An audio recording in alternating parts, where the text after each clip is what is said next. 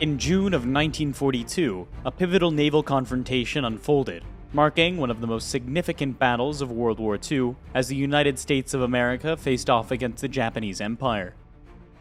Fought exclusively with aircraft carriers positioned hundreds of miles apart, the Battle of Midway represented a groundbreaking naval conflict. It marked the inaugural major fleet engagement where opposing fleets never closed the gap to visually spot each other's ships. Victory or defeat depended not on the big guns of battleships, but on the carrier-borne bombers and torpedo bombers flying over vast tracts of ocean to seek and destroy their targets.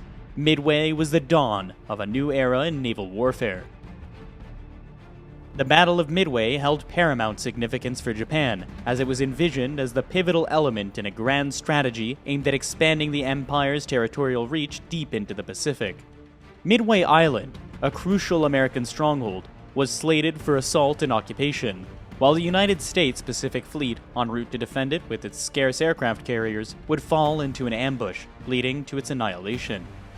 Should the remaining vestiges of American naval might be ultimately shattered, Japanese dominance over the Pacific would remain unassailable for the foreseeable future. In fact, in the Battle of Midway, the Japanese carrier fleet, the mightiest in existence, was utterly destroyed, and Japan suffered her greatest defeat for over 300 years. During the Battle of Midway, Japan, at the zenith of its military strength, suffered not only a significant naval defeat, but also, in the span of a single day, sealed the fate of the Japanese Empire, leading it toward downfall and defeat. Since the early 1930s, Japanese conquests in China had caused ever-increasing friction with the United States. Starting in mid-1940, the United States imposed a prohibition on the export of arms, scrap iron, and other critical strategic resources to the Japanese Empire. Then, in July 1941, America led an international oil embargo and froze all Japanese overseas assets. The effect was devastating. Up to now, 90% of Japan's oil had been imported, and her stockpiles were rapidly dwindling. As time grew scarce, the Japanese leadership made a momentous choice to embark on invasions and conquests of neighboring regions abundant in oil and other essential raw materials. First, a major obstacle would have to be eliminated: the American Pacific Fleet, anchored at Hawaii.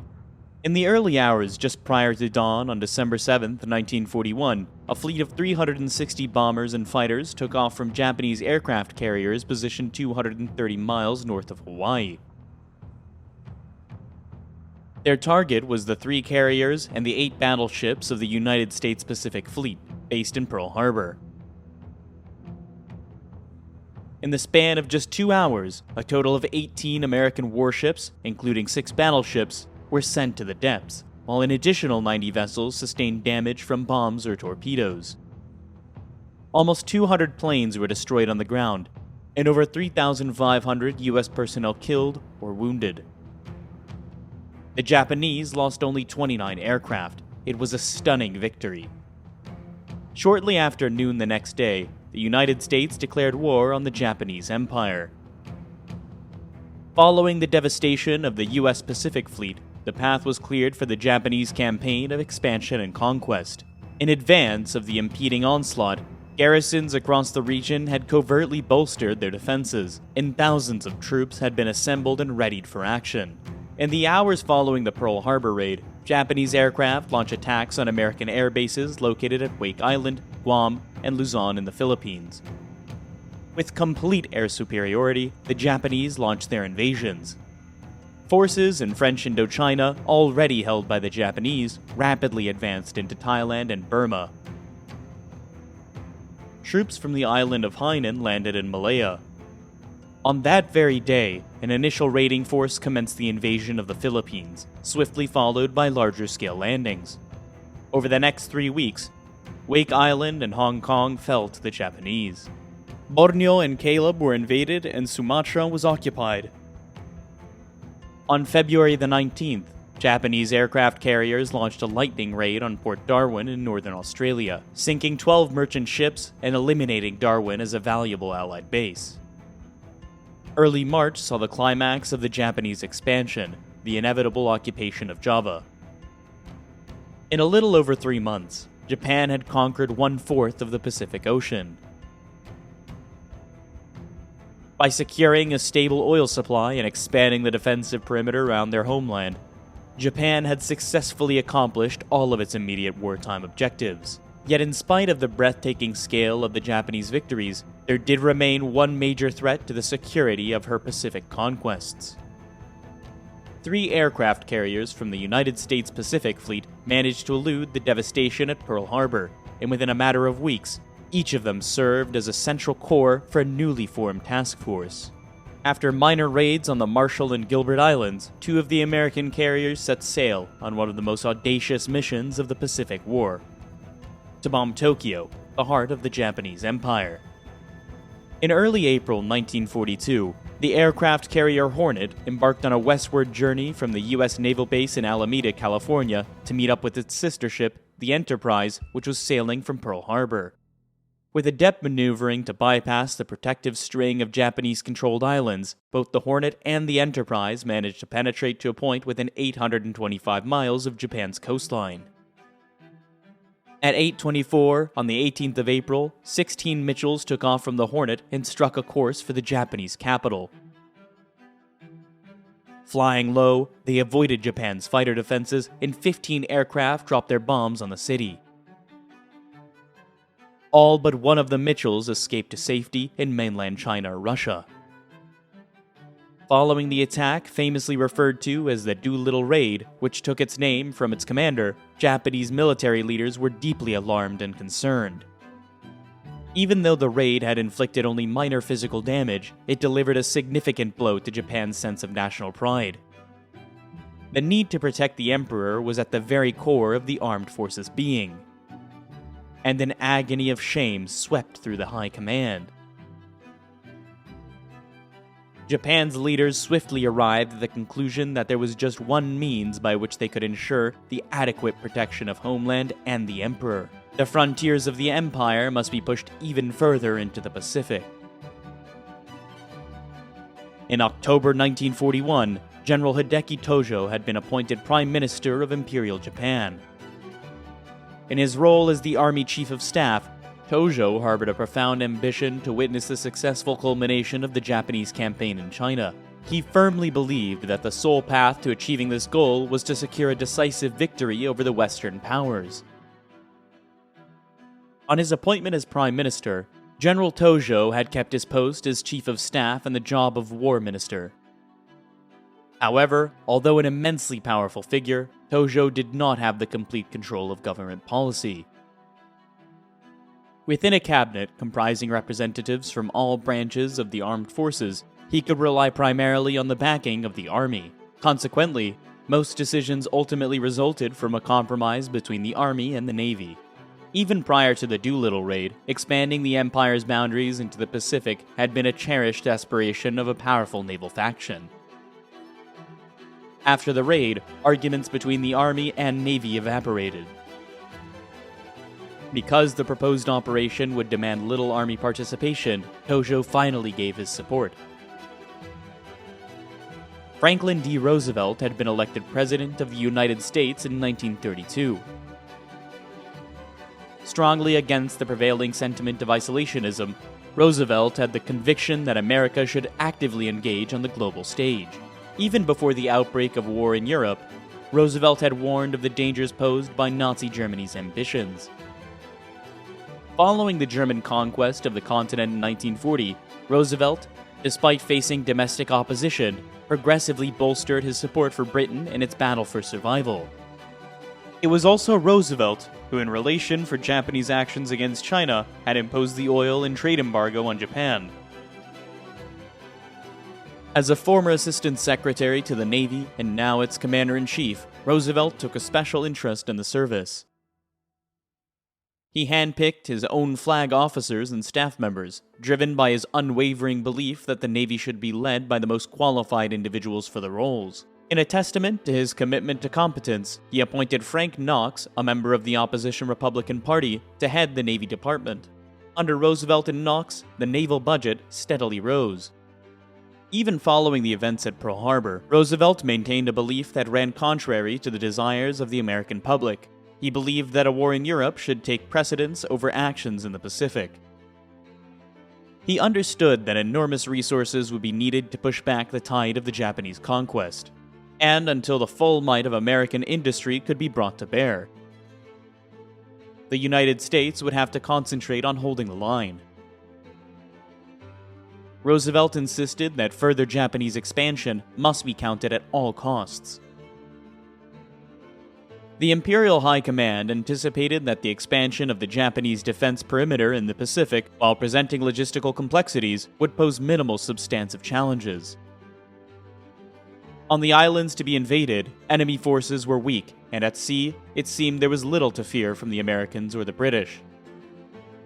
The Japanese Navy, the diving force behind the plan, was supremely confident. The first stage of the Japanese plan of conquest was to complete the occupation of New Guinea.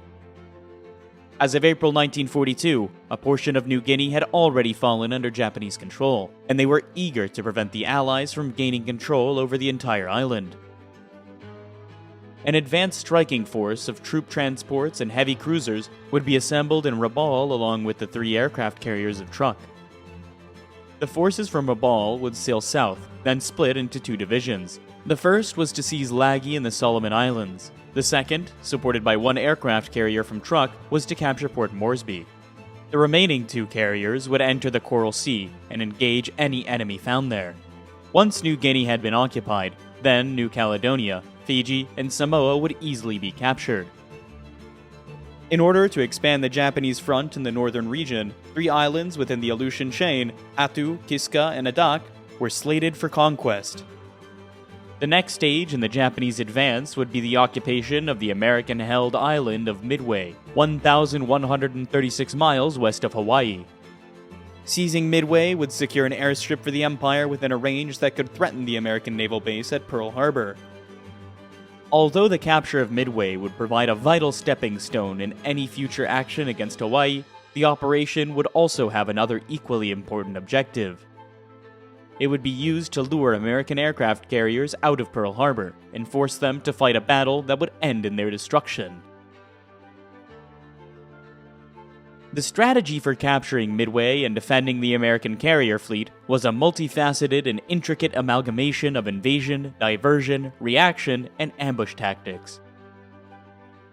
The first step in the Midway offensive would be the dispatch of a Japanese submarine fleet to set up to reconnaissance cordons, one 500 miles west of Pearl Harbor and the other between Hawaii and Midway.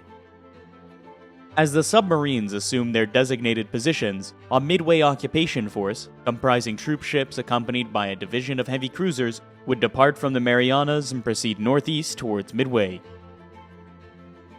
In order to incapacitate Midway's defenses and stage an ambush against the American carrier fleet, a formidable carrier strike force was organized, consisting of 4 aircraft carriers backed by battleships, heavy cruisers, and a robust destroyer screen.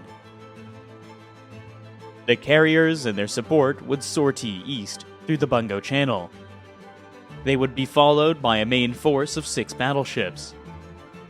In the northern region, a second task force comprising carriers and transports, escorted by cruisers, destroyers, and battleships, would launch an attack on the Aleutian Islands. The Aleutians' operation had a secondary purpose. It would divert the Americans from the impending attack on Midway, tempting them to send the carrier north. In order to intercept any U.S. warships dispatched from Pearl Harbor, the Japanese fleet would be strategically repositioned to lay in wait. To the south, the Japanese carrier strike force would approach within 250 miles of Midway and attack the airfield, hangars, and shoreline installations. The invasion would quickly follow. As the Midway landings were in progress, the carrier strike force and the main force battleships redeployed 500 miles from the island would lie in wait. Upon the departure of the American fleet from Pearl Harbor and their detection by the submarine surveillance perimeter around Hawaii, or the long-range reconnaissance patrols originating from the Marshall Islands, the Japanese carriers would move into engagement. The big guns of the main force battleships would then finish the remnants of American sea power in the Pacific. By the spring of 1942, the Japanese Navy code JN-25 had been partially broken by U.S. naval intelligence. However, the cipher was complex, and many messages still remained difficult to understand. Commander Joseph Rochefort was head of the Naval Communications Intelligence Unit at Pearl Harbor.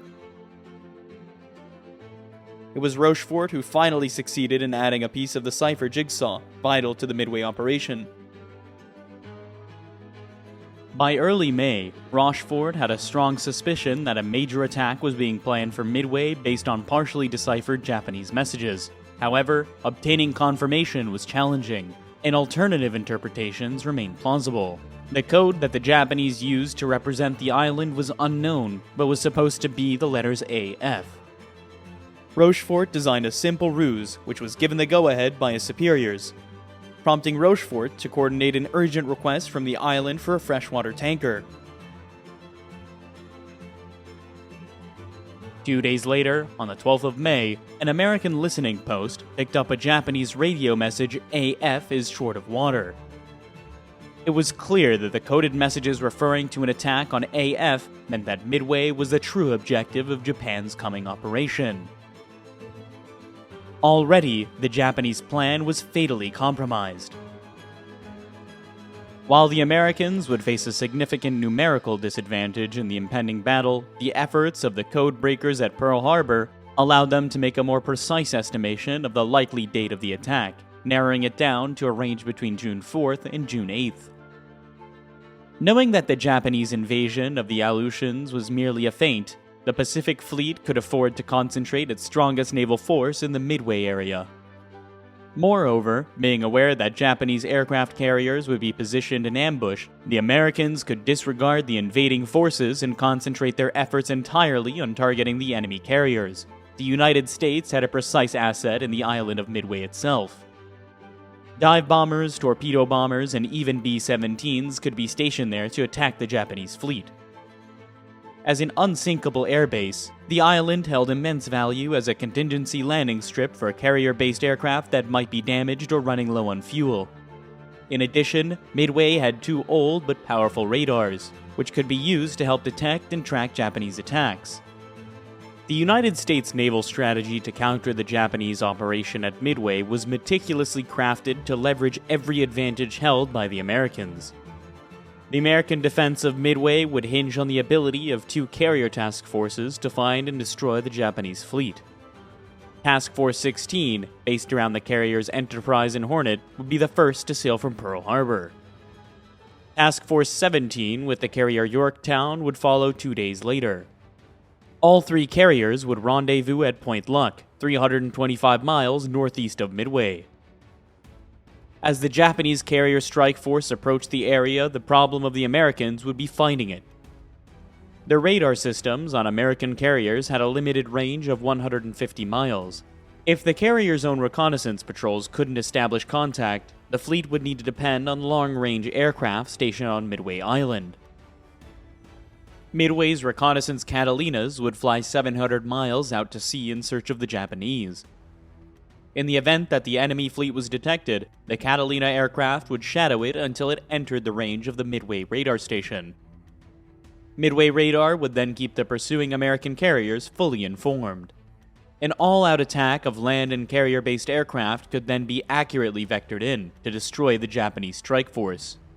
Admiral Isoroku Yamamoto, the architect of the strategy to defeat the United States Navy at Midway, assumed the role of Commander-in-Chief of the Japanese Combined Fleet in 1939. A dynamic and powerful personality, Yamamoto had little regard for the abilities of his superiors, and he was well aware that they were intimidated by his standing and his track record. Yamamoto's remarkable achievements as the orchestrator of the Pearl Harbor attack and subsequent Pacific triumphs granted him significant latitude in formulating and executing offensive strategies. Yamamoto's resolve to have his strategies adopted was so unwavering that he often resorted to threatening resignation if his plans were not embraced. In his youth, Yamamoto had studied at Harvard University and, as a graduate, had served in Washington as naval attaché. Knowing the United States intimately, Yamamoto greatly feared America's industrial might. Prior to the events at Pearl Harbor, he had made efforts to persuade his superiors about the potential risks Japan would confront in a protracted conflict with the United States. However, once he realized that Japan was committed to war, Yamamoto was determined to win it his way. The destruction of the American fleet at Midway would buy Japan much-needed time. Yamamoto's aspirations centered on the concept of the Kasen Kantai, the pivotal and conclusive battle that would compel the Americans to engage in peace negotiations. He understood that a fleet engagement was a reckless gamble, but as an inveterate poker and shogi player, he was convinced that the only possibility of a victory lay in staking everything on just one card. Admiral Chester Nimitz, a gifted strategist and organizer, had been appointed Commander-in-Chief of the U.S. Pacific Fleet on the 31st of December 1941, immediately after the Japanese raid on Pearl Harbor. Nimitz held the belief that the tragedy at Pearl Harbor was not attributable to incompetence, and his subsequent policy of keeping all officers in their positions significantly boosted morale within the American Pacific Fleet. Nimitz's personable style of management plus a remarkable gift for trusting subordinates to do their jobs without interference would prove crucial in the battle ahead. Following the Pearl Harbor attack, it was Chester Nimitz who recognized that the era of the formidable battleship armed with big guns was coming to an end. He understood that the future striking power of America's Navy would be centered around the aircraft carrier. While under Nimitz's direction, America's carrier building system was accelerated, for the moment, he would have to make do with what he had, just 4 aircraft carriers and their support ships. In spite of his slender resources, Nimitz would stick to the tactical doctrine he had always advocated. For aircraft carriers, attack is the best form of defense. To the Japanese Navy, the outcome of the forthcoming battle was never in doubt. So far, the war had yielded an unbroken string of successes, and the certainty of victory was shared by all ranks. The confidence was so high that some flag officers harbored a genuine concern that the Americans might be hesitant to engage in combat and choose to remain within the secure confines of Pearl Harbor. One advanced seaplane squadron even sent a signal to its headquarters, requesting that all future mail should be directed to Midway. The results of war games simulating the coming battle were also ignored. When a scenario of this nature led to the involvement of American bombers from Midway Island and the subsequent destruction of 2 Japanese carriers, the final outcome was deemed unacceptable and was overridden by the imperial authorities. For the massive undertaking that would expand the Japanese Empire and destroy the U.S. Navy in the Pacific, Japan could muster almost its entire combined fleet. All 9 of the fleet's battleships, along with 11 carriers, could take part in the coming operations. Of these, 4 carriers eventually participate in the Battle of Midway. Akagi, or Red Castle, was laid down as a battlecruiser in 1920. 2 years later, she was converted into an aircraft carrier. In 1934, Akagi was extensively modified to accommodate 30 more aircraft, taking her battle complement to 91. Akagi was only one of 2 carriers ever built, with the bridge on the port side. Kaga, or Increased Joy, was originally laid down as a battleship, but in 1924, work began to convert her into a carrier. She was completed in March 1928. Later, Kaga's triple deck was replaced by a much lengthened single deck and a major refit. Her aircraft capacity was raised from 60 to 90. Soryu, the Green Dragon, was launched in December 1935. Built under the limitations of the Washington Naval Treaty, Soryu was small and cramped. Nevertheless, she could still carry 63 aircraft. And the design was so successful, she was the model for the nearly all later Japanese carriers. Hiryu, the Flying Dragon, like Akagi, had her bridge on the port side. Because of the universal tendency of pilots to veer to the left in emergency, the design caused many more landing accidents. Hiryu was, however, very much more seaworthy than her predecessors. Her complement of aircraft was 63. The Mitsubishi A6M0 fighter was the most potent and visible symbol of Japanese prowess in the Pacific War. Purpose-designed as a Navy fighter to operate from land bases and aircraft carriers, the Zero would acquire an awesome reputation. The Zero had a remarkably clean airframe and was very light in weight. The result was high speed and excellent fuel economy. However, these advantages were achieved at the expense of pilot protection. The Zero had no armor and no self-sealing fuel tanks. More Zeros would be built than any other Japanese aircraft. The Aichi D-3A Val two-seater was the first all-metal monoplane dive bomber to enter Japanese naval service. In the hands of experts, the Val was a formidable weapon, realizing an 80% strike accuracy during the early Japanese conquests.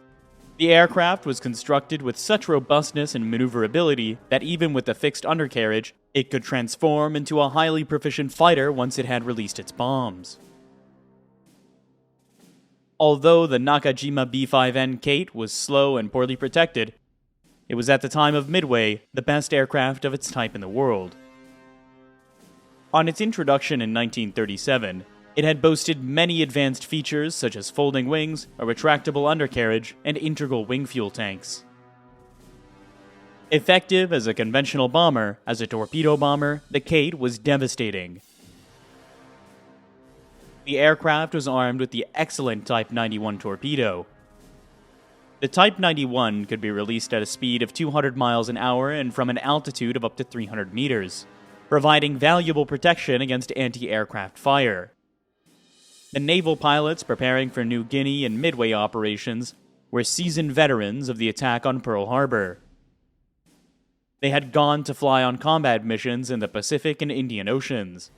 For Japanese pilots, the intervals between combat operations were entirely taken up by training. The motto was, train hard, fight easy. Japanese determination to achieve the highest standards in Navy flying had not come without a price. Pilot training was lengthy and expensive. Only 100 naval pilots graduated annually from the training schools, which proved insufficient to meet the continuous demands imposed on Japanese carrier forces since the war began. There had been no leave for Navy aircrew. The training of Japanese sailors and flight deck personnel was, if anything, even more arduous than that undergone by their pilot comrades. These men were conscripts, toughened by rigorous discipline and relentless battle training that ensured that a ship could be swiftly prepared for action stations, and a full strike force could be launched within 5 minutes. During the heat of battle, a flight could be rearmed, refueled, and airborne again within 1 hour. Although the combat readiness of Japanese sailors and airmen was unsurpassed, there was an underlying weakness in the Navy's preparation for the coming operations. Before Pearl Harbor, aircrew had been able to practice 4 bomb runs a day, and dive bombers had been expected to score 80% hit rates or better. There had also been extensive fleet maneuvers. Now, amidst the exacerbated fuel shortages that ignited the war, maneuvers and bombing practice faced even stricter limitations. At Midway, the consequences for the Imperial Navy would be nothing short of catastrophic. Soon after the attack on Pearl Harbor, it had become clear to senior American naval commanders that although the damage done was severe, it was far from the fatal blow the Japanese had intended. The Pacific Fleet's priceless aircraft carriers had escaped. The Japanese had been unsuccessful in their attempts to obliterate the ship repair yards, and they had overlooked the fuel depots at the bases, leaving substantial oil reserves untouched. In spite of Japanese efforts, Pearl Harbor still played host to a powerful American naval presence. Hawaii was the base for the United States' 3 Pacific Fleet carriers, plus 1/4 transferred from the Atlantic Fleet. Each carrier was supported by its screen of up to 2 heavy cruisers and 5 destroyers. Nearly 20 submarines protected the waters around Oahu and Midway Island. Due to Admiral Nimitz's conviction that the Japanese Navy's overwhelming superiority made it one-hit-run tactics feasible, the sluggish Pacific Fleet battleships were excluded from any role in the forthcoming operation. Those that had been repaired after the Pearl Harbor attack were sent to San Francisco to patrol the west coast of the United States. Everything would now depend on the speed and long-range hitting power of the American carriers. All three of the carriers that would take part in the Battle of Midway were the Yorktown class. Commissioned by October 1941, the ships were Yorktown, Hornet, and Enterprise. Although slightly slower than its Japanese equivalent, the Yorktown class was capable of carrying an extra 20 aircraft. Yorktown carriers were notable for their advanced damage control systems. In order to reduce the risk of firing during an impending enemy attack, aviation gas fuel lines could be filled with carbon dioxide. The carriers' decks were also specially designed for combat conditions. The flight deck was unarmored and constructed with 6-inch planks of teak, more easily repaired than metal and less likely to cause severe splinter wounds to crewmen. Unlike the Japanese carriers, the Yorktowns were all equipped with radar, which could detect aircraft flying up to 30,000 feet and at a range of over 100 miles. While the Lexington would not participate in the Battle of Midway, it would assume a crucial role in the earlier engagement, the Battle of the Coral Sea. Lexington had been laid down as a battlecruiser in 1921 and converted during construction. She emerged as America's first fleet carrier and one of the largest aircraft carriers in the world. Because Lexington was a very early design, her available deck and hangar space was not efficiently used, and her aircraft complement was a modest 63. Originally conceived as a biplane carrier fighter, the Grumman Wildcat was redesigned as a mid-wing monoplane during the planning stages. The aircraft entered U.S. Navy service in 1939 and was manufactured first by Grumman and later by General Motors. Powered by a Wright Cyclone 9-cylinder radial engine, the Wildcat was slower than its opposite number, the Zero. Nonetheless, its exceptional maneuverability, formidable 6-gun armament, effective armor, and robust construction meant that the Wildcats could frequently endure battle damage that would be catastrophic for any other fighter. Nearly 8,000 Wildcats would see service in World War II. From its introduction in June 1940, the Douglas Dauntless was one of the most important American combat aircraft of the war. In the first half of 1942, the Dauntless saw more action than any other type.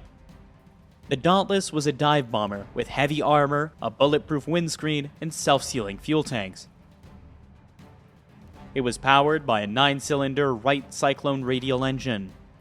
Because of its great stability in flight, the aircraft was known affectionately to its pilots as the Barge. When it first entered service with the U.S. Navy, the Dauntless was the best carrier-based dive bomber in the world. The aircraft would take credit for sinking more Japanese shipping than any other Allied weapon, and during the Battle of Midway, it would be responsible for all Japanese ship losses. The 3-man Douglas Devastator, America's first carrier monoplane, had entered service in 1937, and by 1942 was already obsolete. It was slow, lightly armed, and had a poor rate of climb. At Midway, Devastators would suffer appalling losses, and the battle would be the aircraft's last major action of the war.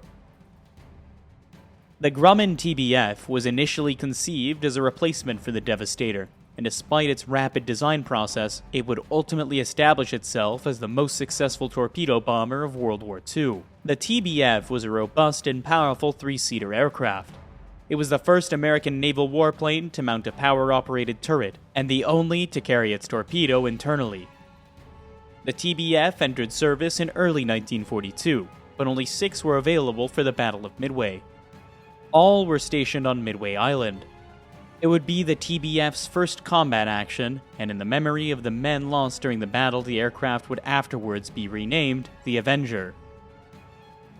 The consolidated PBY Catalina would become one of the most successful flying boats of World War II, and the most numerous flying boat ever.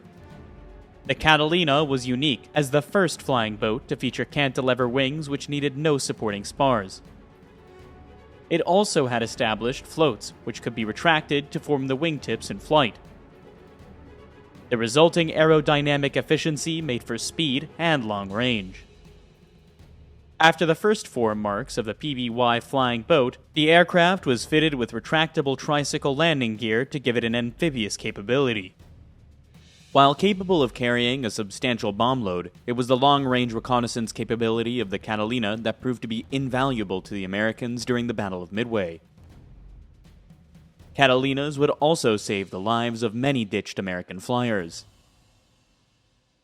The B-17, a 4-engine heavy bomber, had first entered service with the United States Army in June 1939.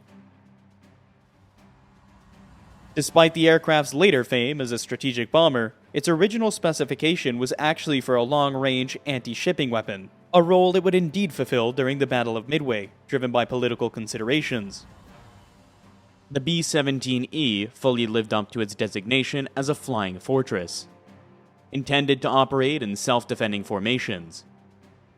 The B-17E mounted 2 hydraulically operated turrets, one of them a retractable ball underneath the aircraft.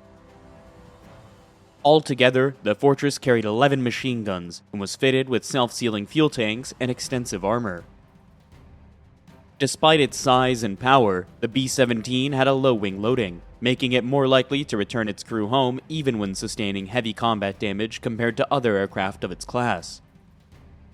In the Battle of Midway, 19 B-17s of the U.S. Army Air Force would operate against the Japanese. To extend their range, they would carry extra fuel tanks and half their normal bomb load. The Japanese attack on Pearl Harbor had united the American people at a single stroke. Military and civilians alike shared a bitter resolve to see the Japanese totally defeated. Across the country, hundreds of thousands flocked to the recruitment centers. The impact of the Japanese attack had been particularly deep felt by the personnel of the United States Navy, and this humiliation had infused even the most routine training exercises with extraordinary level of intensity. Unlike the Japanese, whose trainee naval pilots were an elite selected at 14 years of age, the Americans recruited from a much wider segment of the population. In the United States, there were far more suitably educated recruits with the right mental and physical qualities for a carrier pilot. On America's entry into the war, the training schools were easily expanded without any appreciable fall-off in quality. After 3 months of elementary flying instruction, the aspiring naval pilots spent another 3 months in basic Navy training. Periods at 2 more flight schools were followed, and only the best were selected for training as carrier pilots. Despite the high quality of U.S. Navy flight training, American carrier pilots would enter combat with significantly less flight experience, having amassed just over half the 700 hours of flying time achieved by their Japanese counterparts. They had also, as yet, seen little combat. Some of them had participated in raids on the Gilbert and Marshall Islands, primarily organized for training and morale-boosting purposes rather than significant strategic objectives. These actions, however, were relatively minor and encountered minimal serious opposition. As for the flight deck crew, American performance was at least as effective as the Japanese. The men were just as capable of launching a wave of strike aircraft within 5 minutes. Where the Americans did have a real edge on the enemy was in damage control.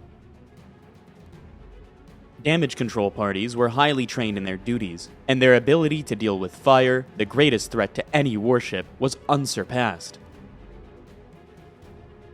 During the Battle of Midway, the comparative damage control abilities of each side would emerge as a crucial determinant in shaping the battle's outcome. By late April 1942, preparations for the Japanese campaign were well underway. Naval facilities at the port of Rabaul had been greatly expanded, and thousands of troops had been assembled, ready for the conquest of New Guinea and Tulagi. The troops' transports were ready to sail, along with the escorts of cruisers and destroyers. The Japanese anticipated little opposition on Tulagi, and once the island had been captured, the Port Moresby assault would follow. In both cases, the Japanese expected that surprise would be on their side. As the 3 Japanese aircraft carriers, which had gathered for their mission, readied themselves to carry out their jobs, one to escort the Port Moresby invasion force, and the other two to assume positions in the Coral Sea. The Americans acted decisively. A task force based around the carriers Yorktown and Lexington was sent racing to intercept the Japanese. On May the 1st, south of the Solomon Islands, the carriers rendezvoused with a powerful force of Australian cruisers. The stage was now set for the Battle of the Coral Sea, marking the initial engagement in an epic confrontation that would ultimately alter the course of the Pacific War. The capture of the island of Tulagi on May 3, 1942 was, as the Japanese expected, simply a matter of dropping anchor and disembarking the troops. Tulagi's tiny garrison of Australians had already been evacuated. The first blow in Japan's great campaign of expansion had apparently gone strictly to plan. Unbeknownst to the Japanese, the American carrier Yorktown, with Admiral Fletcher aboard, had received intelligence regarding the deployments in Tulagi and was already underway, heading north. At 7 a.m. on the morning after the Tulagi landings, Yorktown struck. 40 of Fletcher's aircraft were launched against the Japanese fleet and the occupation force. In little over an hour, the American bombers and torpedo bombers had sunk or damaged the destroyer, 3 minesweepers, a number of landing craft, and several seaplanes. For the Japanese, it was the first unsettling evidence that American carriers lurked in the area. On already the second day of operations, events were already taking an ominous turn. By the following day, Yorktown and her escorts had already to rendezvous with Lexington. The two escort groups now merged to form a single screen around the carriers. They had joined forces only just in time. The Japanese carriers Chokaku and Zuikaku had entered the Coral Sea, and the two fleets were now just 70 miles apart. On the morning of May the 7th, the American carrier task force with Lexington and Yorktown was cruising on a northwesterly course. The Japanese carriers Shokaku and Zuikaku were sailing on parallel course. Each fleet was unaware of the other's presence. American scout planes sent to the northeast failed to find the Japanese carriers, but as soon as they heard, the Americans launched a strike force of 93 aircraft. In fact, the ships sided with the cruisers and destroyers of the New Guinea invasion force. But soon after, the Shoho was spotted only 25 miles away, and the attack was redirected. Shoho was hit by 13 bombs and 7 torpedoes. She sank within minutes. For the Imperial Navy, the loss of Shoho was deeply traumatic. So shocked were the Japanese commanders that the invasion of Port Moresby was immediately cancelled and the troop ships returned back to Rabaul. On the American side, there was jubilation. A pilot's radio report of the Shoho sinking, Scratch 1 flat top, would become one of the most famous signals of the Pacific War. After the sinking of the Shoho, Admiral Fletcher did not immediately launch another strike against the Japanese invasion fleet. To attack the carriers Shokaku and Zuikaku was his main objective, and in any case, the Japanese might themselves attack, and he would need his air defense at full strength. As the day advanced, a weather front closed in on the Japanese carriers. Nevertheless, the strike force commander, Admiral Tagaki, was determined to destroy the Americans before they could inflict yet more damage on the retreating Japanese invasion fleet. Choosing his best night flyers, Tagaki launched his attack in the late afternoon. The aircraft would have to return and land in darkness. The Japanese raiders, in spite of the poor weather, passed close to the American carrier group. The Americans, with the benefit of radar, easily detected the enemy formations and vectored their fighters to intercept. In a series of vicious dogfights, 10 Japanese aircraft were shot down. 11 more would crash after the mission, trying to land in darkness. For the Japanese, the raid was a fiasco. In the aftermath of this first carrier clash between the Imperial Navy and the U.S. Pacific Fleet, both sides considered attacking by night with their cruisers and destroyers. Both finally rejected the idea, fearing the absence of their protective screens. Instead, they withdrew, postponing the main action for another day. On the morning of May the 8th, the American and Japanese fleets were more than 100 miles apart. The Japanese had the benefit of low cloud cover, while the Americans were exposed under the clear blue skies. At 0600, both sides launched their reconnaissance aircraft, and within 2 hours, each fleet had discovered the other. On the American side, Yorktown and Lexington launched 70 bombers and torpedo bombers and 6 fighters. At almost the same time, Shokaku and Zuikaku launched 50 attack aircraft and 20 fighters. Although the Japanese carriers were close together, Zuikaku was hidden by a cloud, and it was Shokaku who fell victim to the Americans. She was hit by 3 bombs and so badly damaged that she would later be unable to recover her aircraft. Most would be forced to ditch into the sea. The American carriers, using their radar, detected the approaching Japanese raiders 70 miles away. 12 Wildcat fighters were scrambled, but only 3 reached a high enough altitude to attack, and no Japanese aircraft were destroyed. Yorktown was first to be hit. A single bomb found its target. The next victim was the larger and less maneuverable Lexington. 2 bombs struck her deck, inflicting minor damage. But far more seriously, 2 torpedoes impacted her port side.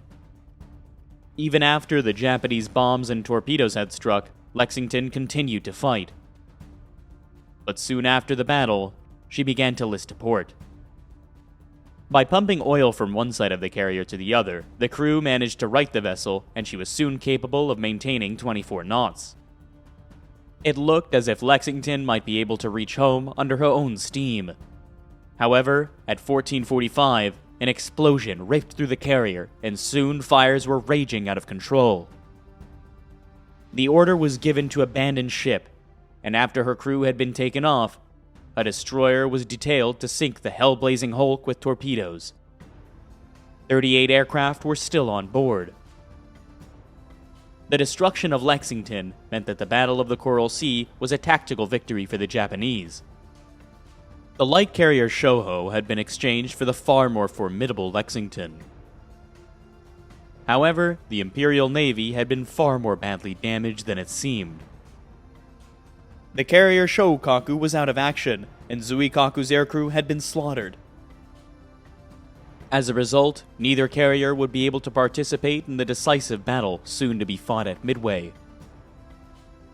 In the aftermath of the Coral Sea battle, the Japanese made a fatal error. They knew they had sunk the Lexington, but they also believed that Yorktown had been smashed beyond repair. Even with 2 of their own heavy carriers out of action and the loss of the Shoho, they were certain that the balance was still in their favor. The remaining Japanese carriers, supported by battleships and heavy cruisers, would still have more than enough firepower to send the American Pacific Fleet to the bottom of the ocean. The Japanese main force for the Battle of Midway was based in Hashirajima in Japan. The main force was commanded by Admiral Yamamoto himself. Yamamoto had 7 battleships, 3 light cruisers, 2 seaplane carriers, 1 light carrier, and 20 destroyers. Attached to the main force was Admiral Chuichi Nagumo's Carrier Strike Force, the most powerful carrier fleet at that time in the world. His heavy cruisers, Hiryu, Soryu, Akagi, and Kaga, would be escorted by 2 fast battleships, 3 cruisers, and 11 destroyers. The Midway Invasion Force was commanded by Admiral Nobukate Kondo. Its main body was made up of 2 battleships, 4 heavy cruisers, 1 light carrier, and 7 destroyers. Subordinate to Admiral Kondo was the Midway Occupation Force commanded by Rear Admiral Reisa Tanaka. Tanaka had 12 transports with 5,000 troops and a screen of 1 light cruiser, 10 destroyers, and 3 patrol boats. At the Guams and the Marianas was the Midway Support Force under the command of Rear Admiral Taeko Korita. Korita had 4 heavy cruisers and 2 destroyers. As well as his Midway forces, Admiral Yamamoto had an overall command of the Aleutian's fleet. Based in the anchorage of Ominato in the northern island of the Japanese homeland. The northern force was made up of a carrier striking force with 1 heavy and 1 light carrier, 2 cruisers, and 3 destroyers.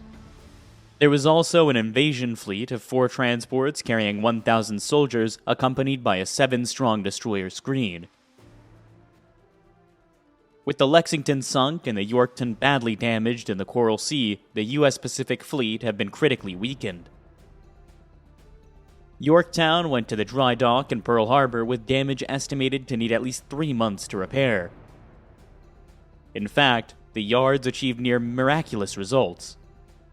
The job was done in 3 days, with 1,500 men working around the clock.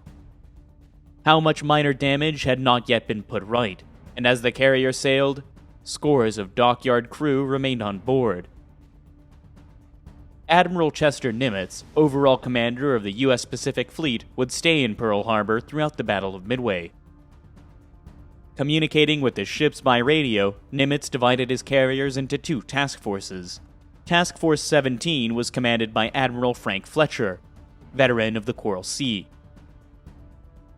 Fletcher had Yorktown as his flagship, 2 cruisers and 6 destroyers. Fletcher also had operational command of Task Force 16, led by Admiral Raymond Spruance. Spruance had the carriers Enterprise and Hornet, along with 2 cruisers and 11 destroyers. From Pearl Harbor, Admiral Nimitz deployed 19 submarines for reconnaissance and attack, which would patrol off Midway and Hawaii. He would also call on aircraft based on the island of Midway itself. The U.S. Army Air Force had 4 B-26s and 19 B-17E bombers. The Marines fielded 20 Buffalo and 7 Wildcat fighters. They also had 11 Vindicator and 16 Dauntless bombers. The Navy had 38 Catalinas and 6 TBF torpedo bombers. The island was also defended by the 6th Marine Defense Battalion of 3,000 men. On the morning of May the 27th, the Japanese carrier strike force under Admiral Nagumo sailed from Hashirajima. By nightfall, they had entered the Pacific and were heading for Midway. The following day, the Aleutian's invasion force and the main body of warships sorted from Ominato. At the same time, far to the south, the Midway invasion force, with its escort of destroyers and invasion support force of heavy cruisers, sorted from the Marianas. Last to leave port, on the 29th, were the invasion force main body and Yamamoto's fleet, each of battleships, cruisers, and destroyers. Although Admiral Nimitz and his senior commanders knew that Midway was to be invaded, for security reasons, no one on the island was told that the mightiest concentration of naval power in history was bearing down upon them. Piecemeal, Midway's marine garrison was reinforced and the island's anti-aircraft defenses were strengthened. Every day, the Catalina flying boats patrol the ocean around the island in greater numbers. Although none of their crew knew yet precisely what they were searching for. The Japanese, too, had begun their reconnaissance effort. An advanced submarine force had been at sea for many days, racing towards Hawaii. Its task would be to set up a picket north of Pearl Harbor and report the strength of any American fleet dispatched to Midway. The submarines were in fact already too late. On May the 28th, Task Force 16 left Pearl Harbor unobserved, followed by Task Force 17 on the 30th. Both groups vanished into the Pacific Ocean, and the Japanese submarines, which would finally arrive on June 3rd, would watch in vain. By June the 2nd, the Japanese Northern Force was plowing its way through the Northern Pacific, towards the Aleutians. The island, although of immense strategic importance to the United States, were sparsely manned, the only forces of any consequence deployed at Dutch Harbor. The Americans, expecting the Japanese attack, flew repeated reconnaissance missions, but because of poor weather, failed to locate the enemy. The Japanese at first feared little better, but a second strike group did succeed in bombing Dutch Harbor. Over the following days, troops from the Special Naval Landing Force occupied Kiska and Attu. Although the Aleutians operation was in tactical terms a complete success, and the Japanese occupation of the islands would be a thorn in the American side for some time to come, The primary objective of the invasion had failed. The Americans, instead of dispatching strong naval forces north away from Midway, ignored the diversion. A key element in the Japanese plan failed completely. While the Japanese Northern Force was launching its attack on the Aleutians, hundreds of miles to the south, Nagumo's carrier strike force was fast approaching Midway. 200 miles behind Will Yamamoto's main force battleships and steaming from the southwest, the Midway invasion fleet. With no cloud cover, the invasion flotilla was desperately exposed, and by now, Midway's Catalinas were sweeping a huge arc of ocean, up to 700 miles, covering all the likely approaches to the island. It was on June 3rd at 0900 hours that a Catalina made the first sighting of Japanese ships off Midway. The pilot reported 2 cargo vessels. 21 minutes later, another Catalina, flown by Ensign Jack Reed, and just beyond the extreme limit of its allotted search, spotted a large formation of ships. The message dispatched to Midway read, "Sighted main body," and a few minutes later gave its bearing and range.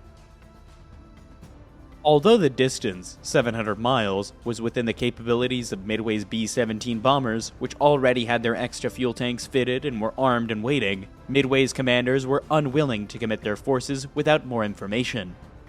It would be another 2 hours of steadily mounting tension before a radio message confirmed the sighting of a large body of Japanese warships. Meanwhile, reports of the sighting were passed on to the American carriers. The 2 American carrier task forces were waiting 325 miles to the northeast of Midway. The Catalina's report placed the Japanese main body to the southwest. However, Nimitz was confident of his intelligence sources and certain that the ships were only the Japanese invasion force. Nimitz signaled his commanders, "The carrier strike force will hit from the northwest, tomorrow." Fletcher ordered the Enterprise and Hornet to change course, and both task forces headed south to lie in wait.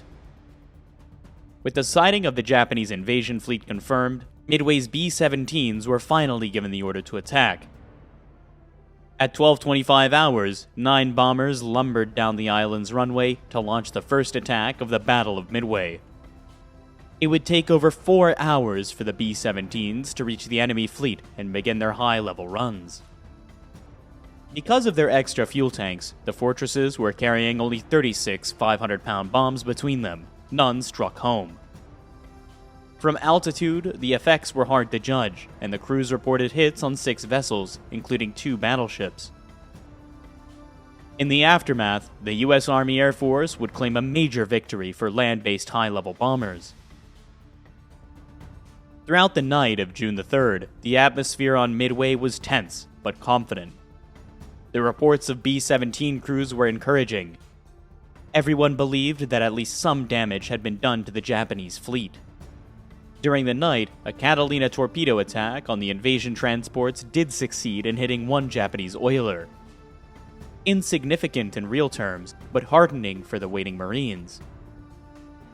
At first light, Midway's Catalinas were once more dispatched on their reconnaissance patrols. Because a Japanese raid on the airfield was almost certain, the B-17s were ordered to take off once more to prevent them from being caught on the ground. As the Japanese carrier strike force steamed at 24 knots on its final run into Midway, sailors and air crew prepared themselves for the ordeal ahead, with traditional toasts and worship at the Shinto shrine on board every Japanese warship. All were keenly aware that they were about to strike the first major blow in a battle on which depended not only on their own lives, but the future of the Japanese Empire. At 0430 hours, Admiral Nagumo turned his carriers into the wind and launched his first strike wave, 108 aircraft in all. The rest, including his most experienced aircrew, were held in reserve in case any American warships were discovered. Nagumo believed the possibility extremely remote, so only after his first wave had been sent to Midway did he order the reconnaissance aircraft to begin their search on the surrounding ocean. The search, mounted by the Japanese carrier strike force, was conducted by only 7 aircraft from 5 ships. Akagi and Kaga each launched 1 VAL at 0430 hours. Both aircraft were to search 300 miles out and could cover an area 60 miles wide. At the same time, the battleship Haruna launched one float plane with a range of 150 miles. The cruisers, Tone and Chikuma, were each dispatched 2 float planes. But technical problems delayed Tone's aircraft for up to half an hour, and one of Chikuma's developed engine trouble and would have to turn back. The search was dangerously incomplete. As the Japanese scouted for American carriers, the Catalinas were in their turn looking for the Japanese. At 0530 hours, a single enemy carrier was sighted. On Midway Island and on the ships of the American task forces, the effect was electrifying. The Japanese were exactly where Admiral Nimitz had expected them to be. Shortly after the first sighting, one more vital piece of information was received from the Catalinas. A wave of strike aircraft was approaching the island. To Admiral Spruance on board the Enterprise, it was a priceless piece of information. Soon after the aircraft had hit Midway, the Japanese carriers would have to retrieve them for rearming and refueling. At that point, the carriers would be supremely vulnerable. As the Japanese strike wave came within range of Midway radar, all the island's remaining aircraft were scrambled. When the enemy arrived, the runways and hangars would be clear. Midway's fighters would be waiting to meet them, and the island's force of bombers and torpedo bombers would already be on their way to strike back at the Japanese carriers. In spite of the valiant efforts of Midway's mostly obsolete fighters, the Japanese bombers and dive bombers broke through without having lost a single aircraft. However, as soon as the lead attackers came within range of the island's anti-aircraft guns, they were met by a hail of fire. Finding no American planes on the ground, the bombers attacked and destroyed Midway's oil tanks on Sand Island. At the same time, the dive bombers targeted the airfield and hangars on Eastern Island and destroyed virtually every building in sight. With 15 of Midway's defending fighters already shot down, the Japanese fighters were now free to strafe ground targets. They too met a murderous hail of anti-aircraft fire. In all, 6 Japanese aircraft would fall to Midway's guns. When the Japanese headed back to their carriers at 0643, it was already apparent to the strike leader that although they left behind a trail of destruction, they had not succeeded in their primary objective. By radio, he reported that most of Midway's aircraft had escaped, and the island's runways remained largely intact. Midway's bombers were still a serious threat to the Japanese fleet. Even before the strike wave had returned to its carriers, Admiral Nagumo was ordering a second attack on the island. Only moments later, there was a dramatic confirmation of the threat Midway's aircraft posed to Nagumo's carriers. 6 American TBF torpedo bombers and 4 B-26 medium bombers suddenly bore down on the Japanese carrier fleet. The screening destroyers and cruisers put up a storm of anti-aircraft fire. At the same time, 10 Zero fighters of Akagi's Combat Air Patrol swooped in to attack. The TBFs did succeed in launching at Akagi, but violent maneuvering saved the Japanese carrier. Savaged by the Zeros and by furious anti-aircraft fire, only 1 TBF and 2 B-26s survived the raid. At almost the same time as the Japanese fleet was beating off the first wave of attackers from Midway, the American task forces were preparing to launch their own strike waves. Reconnaissance had now confirmed that there were not 1, but 2 enemy carriers in the area. Such a target was simply too good a chance to miss. The latest reconnaissance placed the 2 Japanese carriers over 200 miles from the Americans. The maximum range for an airstrike was around 150 miles, so the first priority was to close the gap. Assuming that Nagumo's carriers would still be steaming towards Midway, Fletcher set a course to intercept. Only Spurance's Task Force 16 with Enterprise and Hornet was to be sent. Task Force 17 with Yorktown would wait to recover her scout planes and follow later. If the Americans were to catch the Japanese as they rearmed aircraft returning from the attack on Midway, they would have to launch their first strike wave around 0700 hours. Although the range was closing quickly, it was still too great for the devastated torpedo bombers to strike and return home. They would be sent regardless. Those that survived the raid would have to ditch in the sea. Altogether, Hornet and Enterprise launched 29 Devastator torpedo bombers and 72 Dauntless dive bombers.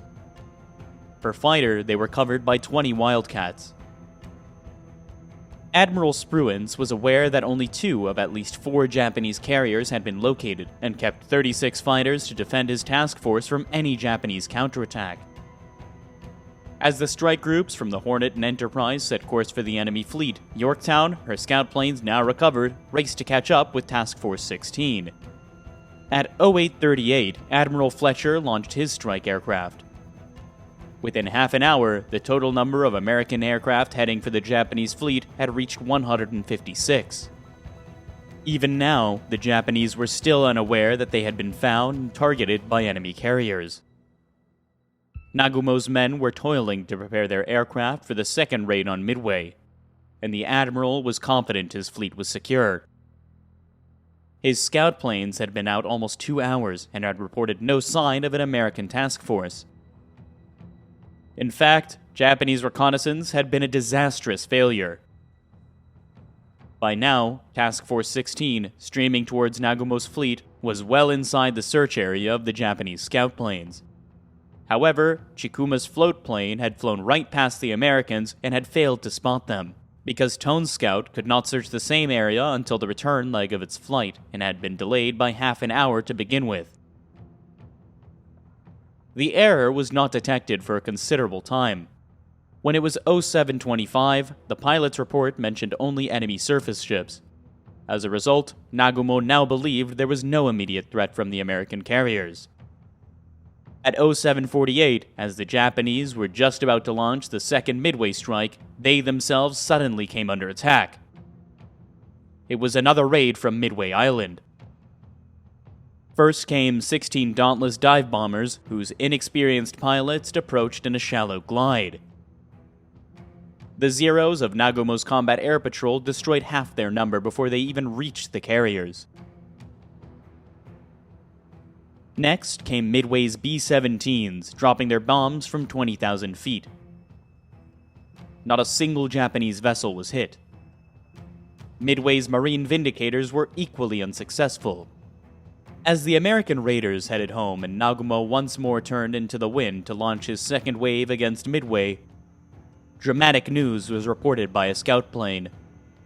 The pilot had spotted a carrier. For Nagumo, the revelation could not have come at a worse moment. While the Japanese second wave was preparing to launch, Nagumo's first wave just returned from Midway was cycling, waiting to land, also waiting to refuel and rearmed with the fleet's Zero fighters, which had been in action protecting the carriers. If Nagumo were to launch his second wave against the reported enemy carrier, they would have to go without fighter cover. Nagumo decided to wait. He would return his second wave below decks, recovering his circling aircraft for refueling, then launch a full-scale attack on the American fleet. At 0917, with all their aircraft recovered, the Japanese carriers, up to now heading towards Midway, turned east-northeast to close with the American force. Nagumo's strike force would be ready to launch at 10:30 hours. As the Japanese surged ahead at 30 knots, the decks of Nagumo's carriers were chaotic. Flight crews struggled frantically to refuel and rearm their aircraft. Bombs and torpedoes lay everywhere, and there was no time to follow safety procedures. And unknown to the Japanese, who had no radar, the first American torpedo bombers were only 3 minutes away.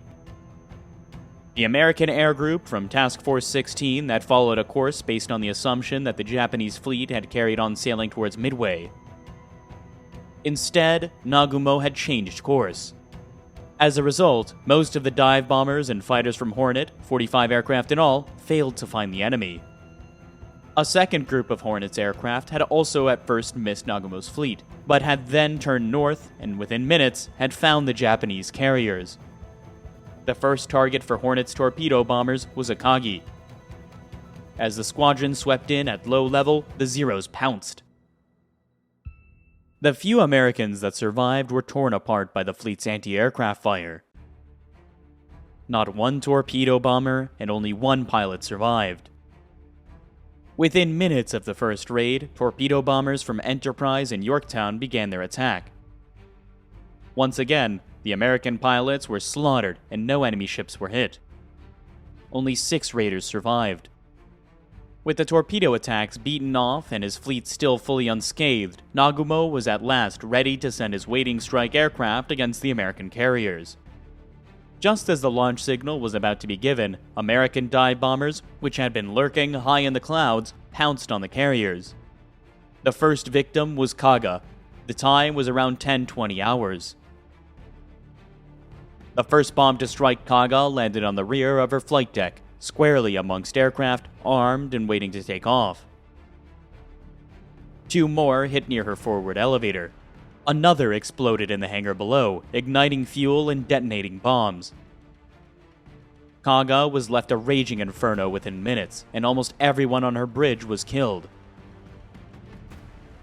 As Kaga burned, Akagi was launching its first Zero fighter for the attack that was supposed to smash the American fleet. At that moment, 3 dauntless dive bombers struck. The first hit on Akagi landed near her midships lift and exploded in the hangar. The next fell amongst the parked aircraft on her deck. Fuel and bombs ignited immediately, killing the elite of the Japanese air fleet in their cockpits. Within minutes, the fire had spread forward, and Admiral Nagumo's flagship was doomed. The next victim of the American dive bombers was Soryu. Just after 10:25, 3 bombs smashed into the carrier's flight deck. The first bomb fell between Soryu's second and third lifts. The next landed in front of the forward lift and penetrated to the hangar, detonating bombs, torpedoes, and fuel. The third struck on the rear deck, completely destroying a waiting strike wave. In the space of 5 minutes, the mightiest carrier fleet in existence had been shattered. Admiral Nagumo, his flagship blazing, was forced to transfer his flag to a cruiser. Of his once magnificent carrier force, only Hiryu was left, and immediately the order was given to launch her strike aircraft. There was still some hope, but even now, a devastating blow could be visited on the American enemy. The first wave of Hiryu's strike force was made up of 18 Val dive bombers and 6 Zero fighters. The target was Task Force 17 and the carrier Yorktown. Shortly before noon, the Vals were detected by Yorktown's radar.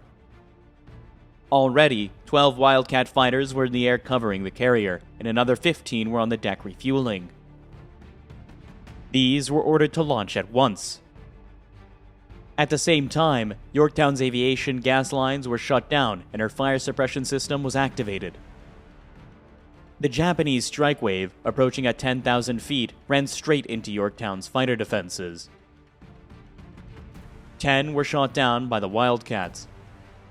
The 14 survivors headed straight for the American carrier. 5 Vals survived the gauntlet of Wildcats and the hail of fire put up by Yorktown and her escorts. 3 bombs plunged into Fletcher's flagship. The first bomb struck Yorktown's flight deck and exploded. The second penetrated and burst below the funnel, damaging all but one of the ship's boilers and destroying her radar room. The third bomb crashed through Yorktown's #1 elevator and deep into her hangar.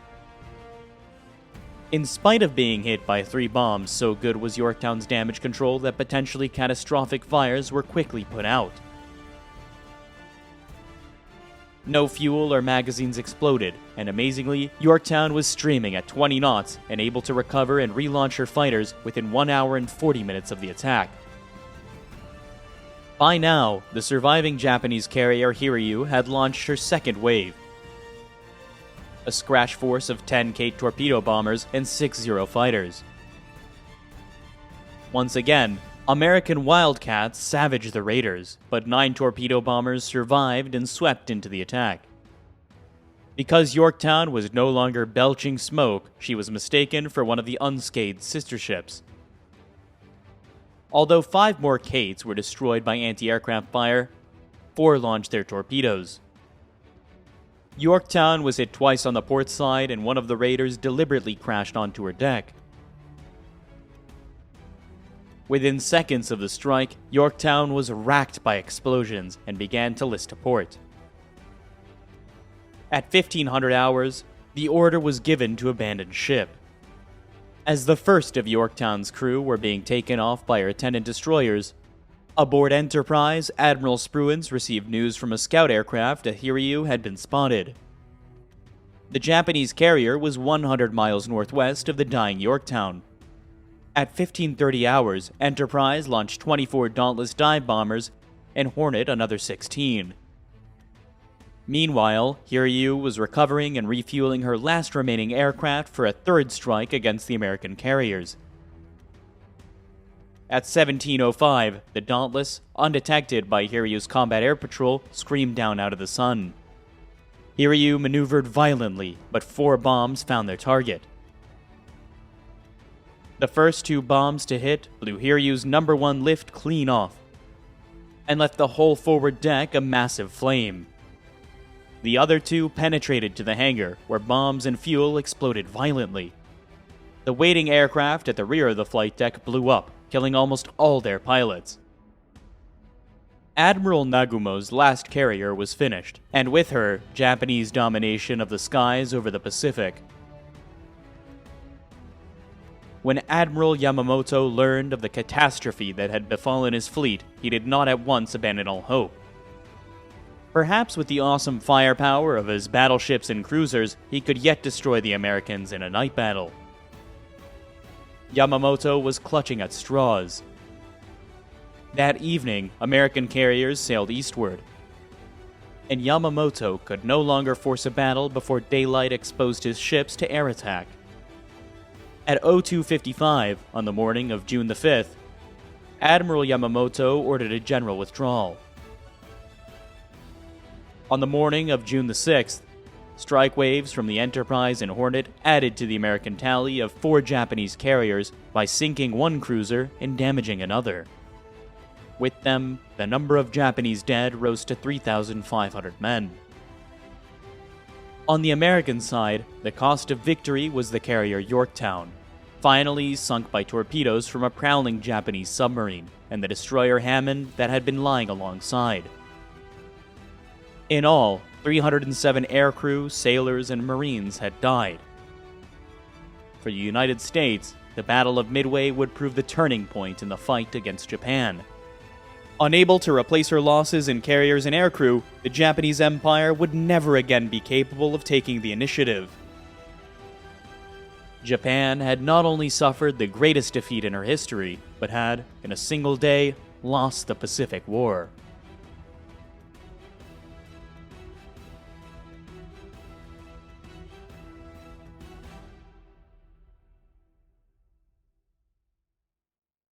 Japan launches its own counteroffensive in the Pacific.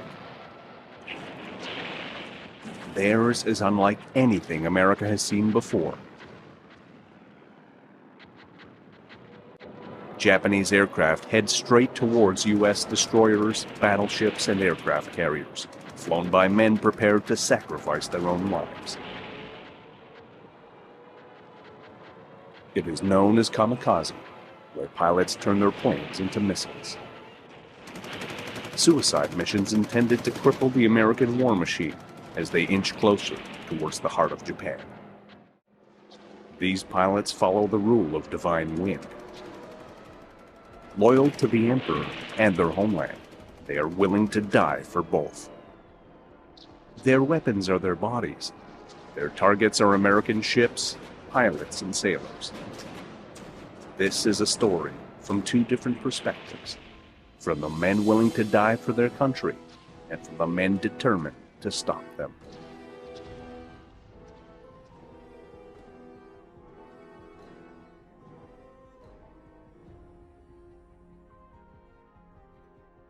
By 1944, the Empire of Japan is in a state of retreat. The area in which they hope to create a Greater Asia co-prosperity sphere is now a distant memory.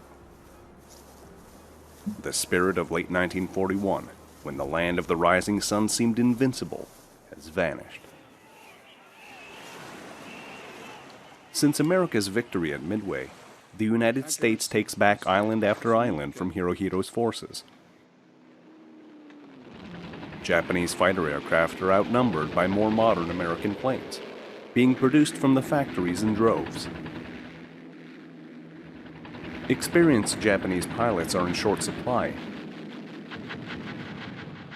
In addition, the proximity fuse is utilized, making it almost impossible for Japanese bombers to get anywhere near U.S. naval vessels.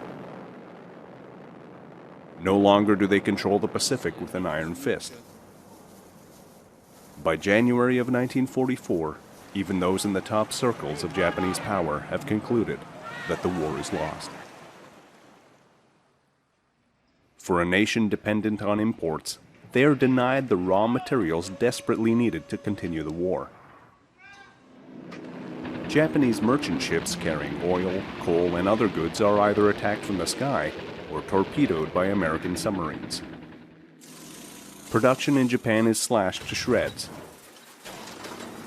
To make matters worse, a naval blockade is causing severe shortages in food and materials, resulting in mass starvation. On paper, the war is all but won by the United States.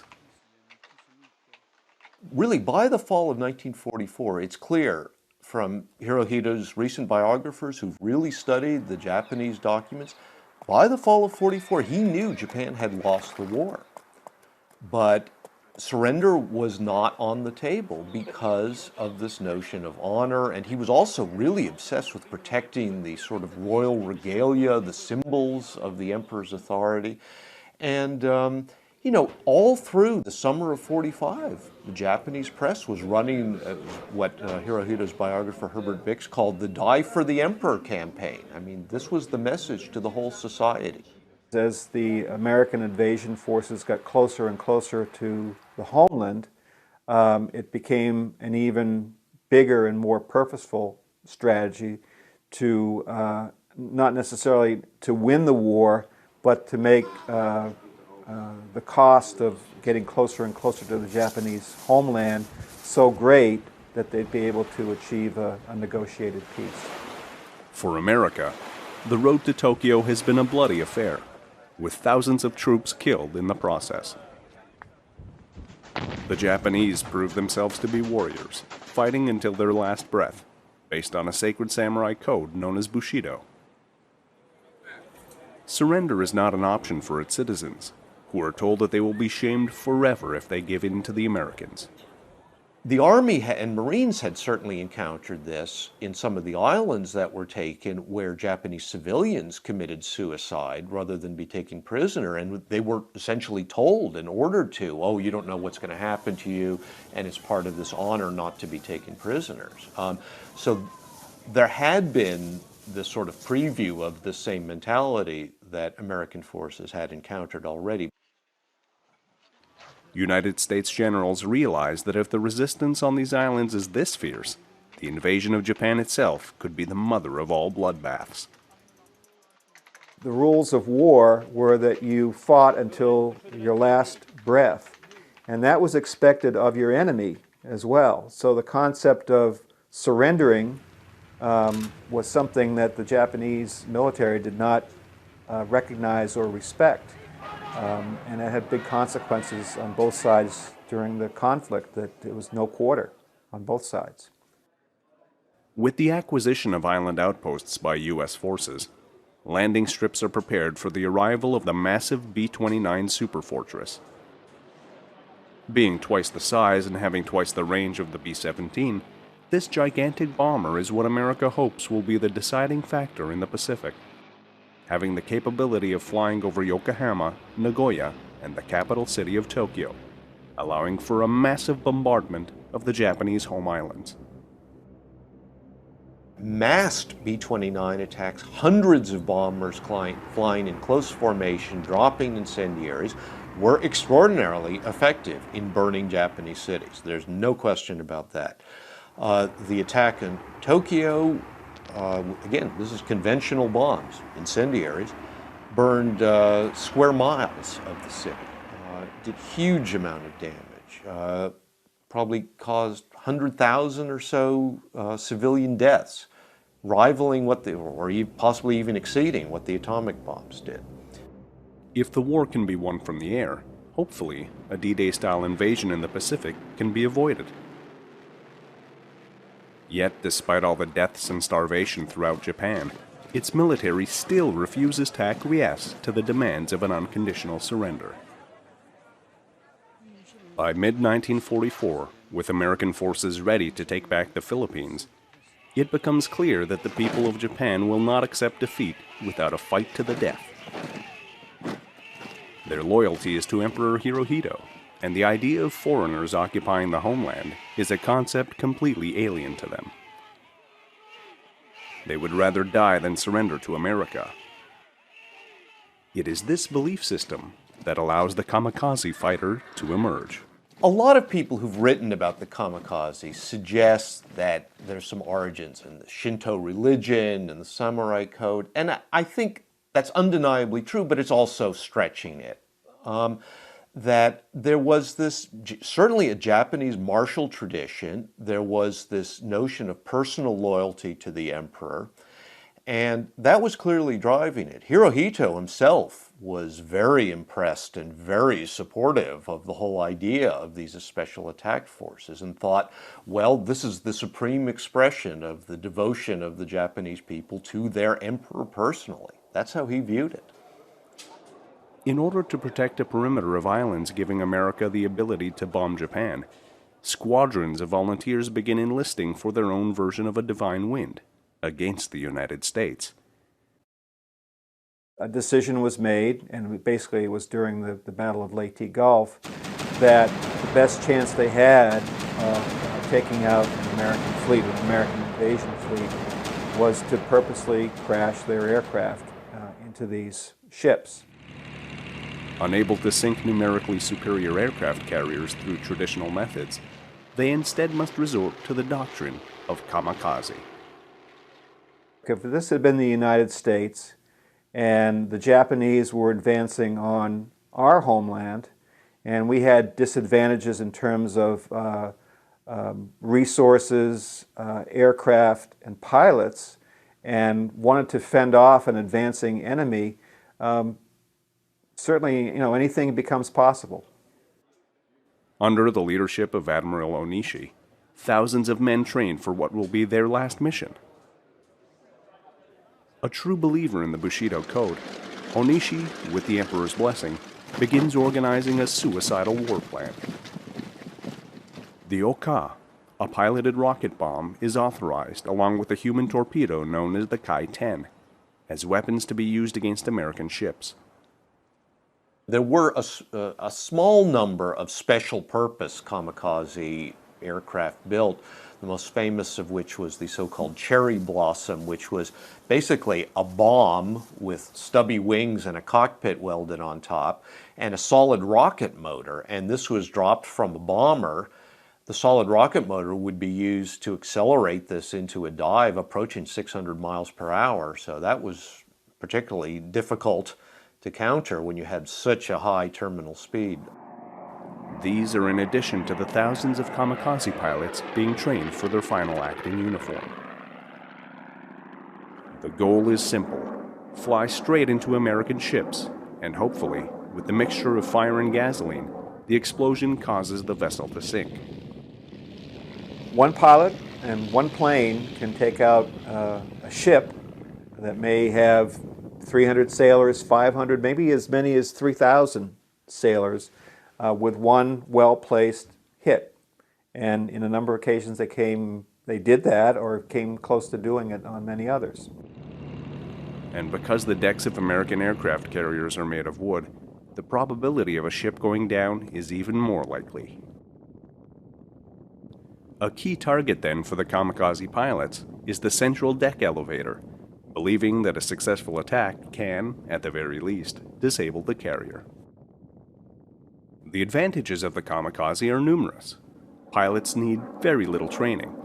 Obsolete aircraft can be used, and even if planes are hit by a proximity-fused shell, The momentum can hopefully keep the aircraft on target. The average kamikaze pilot is given a 1-week crash course in suicide attacks. 2 days are spent practicing takeoffs, another 2 to study formation flying, with the last 3 days spent on how to strike a target successfully.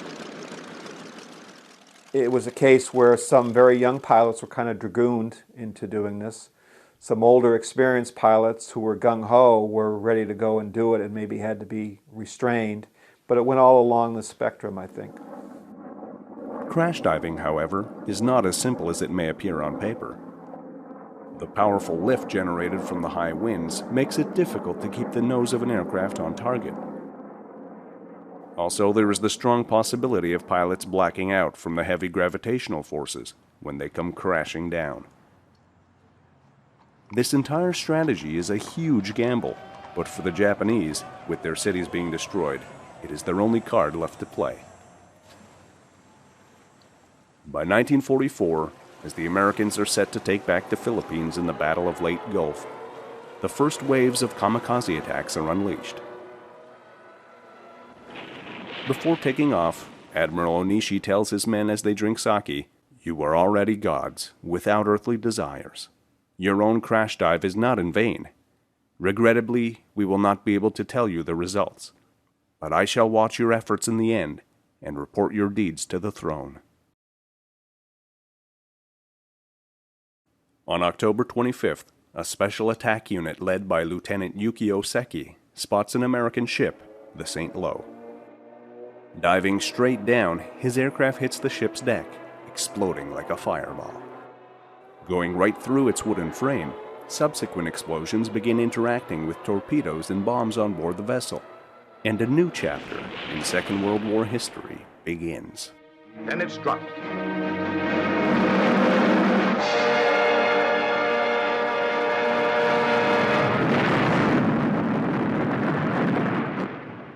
They call it kamikaze, meaning the divine tempest.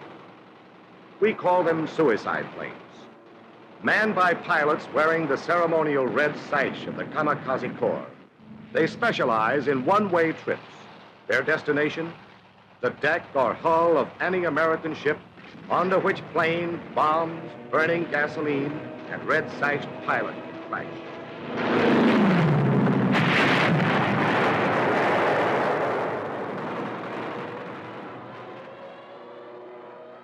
Waves of kamikaze attacks are given the green light by Onishi, with targets not being limited to just strictly naval vessels. With the bombardment of Japanese cities by B-29 superfortresses, orders are given to attack these bombers with the same ferocity. The results prove disappointing. With the B-29's defensive armament that includes remote-controlled gun turrets, kamikaze planes are unable to stop these massive bombers from pulverizing the land of the rising sun. The Japanese pilots would call them ice castles because they were so far up, and there was no need to camouflage the planes because you weren't. Their elevation was to keep them from having Japanese planes assault them. It was only when tactics changed, when there was a move to more low-level bombing, that the Japanese planes were able to attack them. Even then, there were many instances where the B-29s could actually outrun a Japanese fighter aircraft, was faster than the aircraft that was trying to pursue them. And with a scorched earth strategy being carried out, the kamikaze fighter is in a race against the clock. Despite the destruction these tactics are having on American ships, the United States government does not retreat. Their final push to Tokyo will not be derailed, no matter what the cost. So for the next 10 months, American servicemen accept the possibility that today could be their very last. For the kamikazes, psychologically, I don't think they were prepared at all. It just was such a foreign concept to these young guys, on a ship or in the air, to see somebody who would purposely sacrifice themselves as a way of trying to win a battle. It just was unimaginable to them.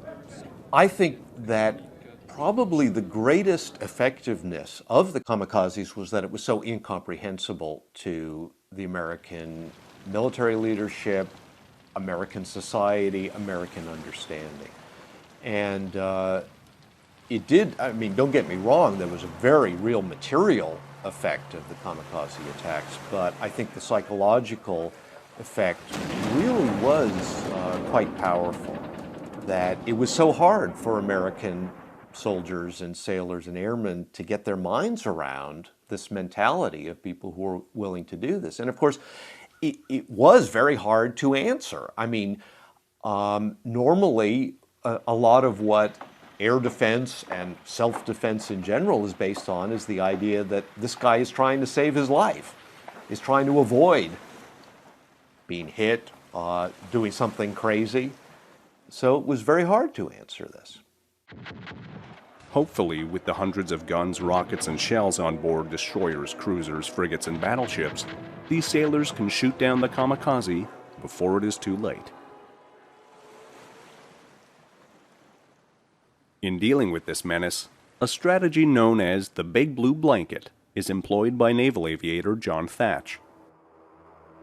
The plan calls for around-the-clock surveillance by fighter planes over the American fleet, increased attacks on Japanese airfields, and stationing destroyer escorts 50 miles away from the main body to alert the other ships of any approaching Japanese aircraft. Developing this whole system of radar picket ships that would spot the incoming kamikaze forces, keeping air patrols deployed really around the clock during some of the operations to try to intercept them. So still some did get through. Even in the Battle of Okinawa, it was mainly small ships, American ships, that were sunk. There were no large carriers or battleships that were actually, really put out of action and were sunk by the kamikaze attacks. This strategy proved successful in disrupting the kamikaze. With Japan in a weakened state, skilled pilots become scarce. As a result, gunmen are finding it easier to shoot down oncoming planes being manned by inexperienced pilots. Despite the toll suicide attacks are taking on soldiers' psyches and lives, most notably on the USS Bunker Hill and the USS Franklin, where hundreds of servicemen are killed, the kamikaze is facing an equally fierce counterstrike. Ultimately, it was the American military forces were so overwhelmingly powerful, this wasn't going to stop them. It could cause a lot of casualties, it could inflict a lot of pain along the way, but it wasn't sufficient at any point to even derail American strategic decisions. It caused tactical redeployments, it caused an American diversion of forces to try to deal with the kamikazes, but it couldn't alter American strategy. The attacks reached their zenith during the battle for Okinawa, where hundreds of suicide planes are used in this pivotal conflict. They did cause a lot of casualties. The climax was probably the Battle of Okinawa, where close to 2,000 kamikaze attacks took place. A joint order is written by both the Japanese Army and Navy, establishing suicide as an official policy. This results in 30 American ships sunk and 300 badly damaged in the fight for Okinawa. In the end, the United States takes the island, but only after 12,000 American and 110,000 Japanese deaths.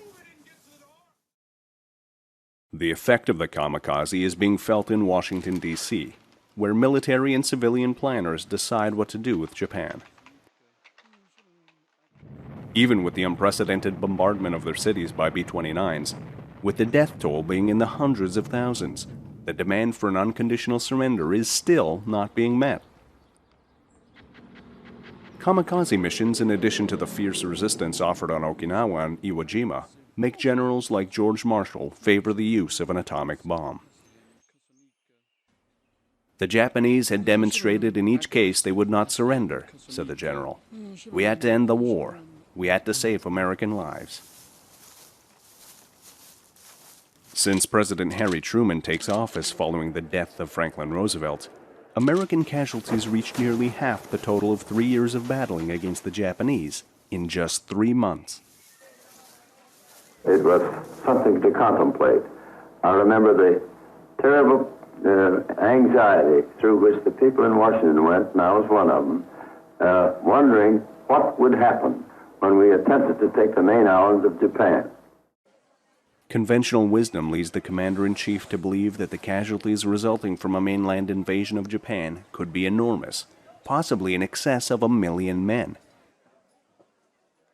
For that reason, the decision to drop the first atomic bomb in history is approved by the president. On August 6th, the first nuclear weapon in history is used on the city of Hiroshima, and days later, a second bomb is dropped on the city of Nagasaki. After unprecedented carnage, the demand for an unconditional surrender is finally met. With the defeat of the Japanese comes the defeat of the Kamikaze. The impact of these suicide attacks is still hotly debated. At the time, in 1945, it was seen as a barbarian approach to warfare, an unheard of approach to warfare. 60 years later, you can start to equivocate and say, well, listen, they had to do this. It was in their interest, and it was an honorable tactic. The ships that were sunk as a result of kamikaze planes vary from the mid-30s to the high 50s. Approximately over 4,000 sailors were killed and another 4,000 wounded. However, the entire goal of the kamikaze backfires, causing war planners who may have still been on the fence in terms of whether to drop the atomic bomb or not, to support a nuclear attack on Japan. It was a strategy that grossly underestimated America's resolve in seeking an unconditional surrender from the land of the rising sun. For that reason, no number of suicidal pilots could have stopped the United States' war machine from achieving total victory.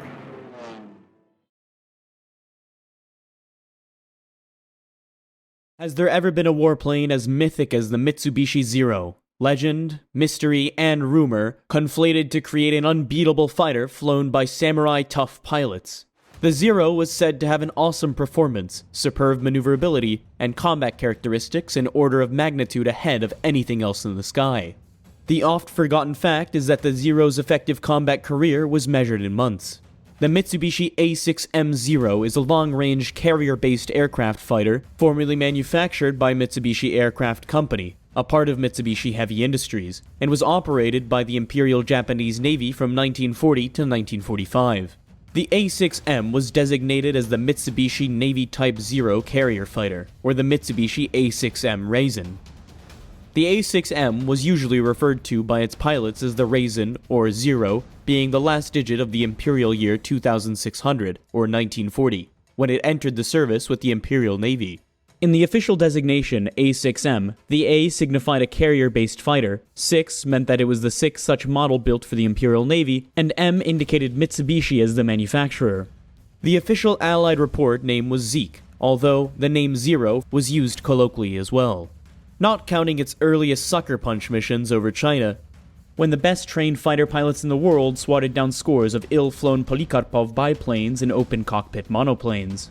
The Zero resigned supreme in the Pacific War, only from the day of the Pearl Harbor attack until American pilots learned the tactics that allowed even pudgy F-4F Wildcats to level the aerial playing field during the Guadalcanal campaign in the summer and fall of 1942. When the second generation of U.S. World War II fighters, the P-38, F-4U, and F-6F arrived beginning in early 1943, the Zero was finished as an effective fighter. In January 1944, a single Marine F-4U pilot, First Lieutenant Robert Hansen, shot down 20 Zeros in just 17 days. The Zero soldiered on until the end of the war. Of course, many self-immolating as kamikazes, but only because the Japanese had nothing to replace it, and the Zero often was simply a cannon fodder. The June 1944 Marianas Turkey shoot is the most notorious example of such inequity. Not that the Zero wasn't still dangerous even in the 1945s, especially if an aviator was cocky enough to try to dogfight one of the few remaining experienced Zero pilots. Nobody ever built a fighter that could outmaneuver it, and the fact that Grumman developed the F-8F Bearcat as Zero beater, a task that it was to do just a bit too late to fulfill, shows that the Zero was never entirely disdained. The Japanese had counted on a short, brutal war to force the US to the negotiating table in order to establish unfettered area of Japanese exploitation in South Asia and the Pacific. So Japan had done little to prepare for a protracted conflict. Zero pilots were superbly trained, but only hundreds at a time. Then a few thousand a year while the US was turning tens of thousands of college grads into pilots. The great majority of Japanese pilots were the equivalent of our NCOs. Nor was the production of a Zero successor given high priority. Much like the German High Command initially assumed the Me-109 would suffice for the duration of the war and that it didn't need an engineer or a successor, the Japanese waited too long to develop and produce the Shiden, Raiden, and Reppu, or perhaps they should have developed just one of them. It didn't help that Japan, a small island nation with limited engineering and manufacturing manpower, spent its time dithering over the development of more than 90 major combat types as well as several dozen lesser models. By the time they did get serious, raw materials were lacking and the country's skilled airframe and engine workforce had fled the manufacturing centers due to being bombed out of their homes. The Zero was incrementally improved throughout the war, from the A6M2, the first model to take on American fighters, to the A6M8, only two ever built, intended to attack B-29s. The Zero's excellent Nakajima-built Sake engine was eventually upgraded by about 150 horsepower, but it never attained anything like the horsepower offered by the Pratt & Whitney R2800, the P-38's twin Allisons, or the P-51's Packard Merlin. The Zero's power-to-weight ratio was always better than that of its US opponents, but sheer horsepower allowed the Americans to loft superior firepower, substantial armor, and overbuilt airframes. What the Japanese needed and never got was not a better Zero, but an all-new fighter, a Japanese Hellcat.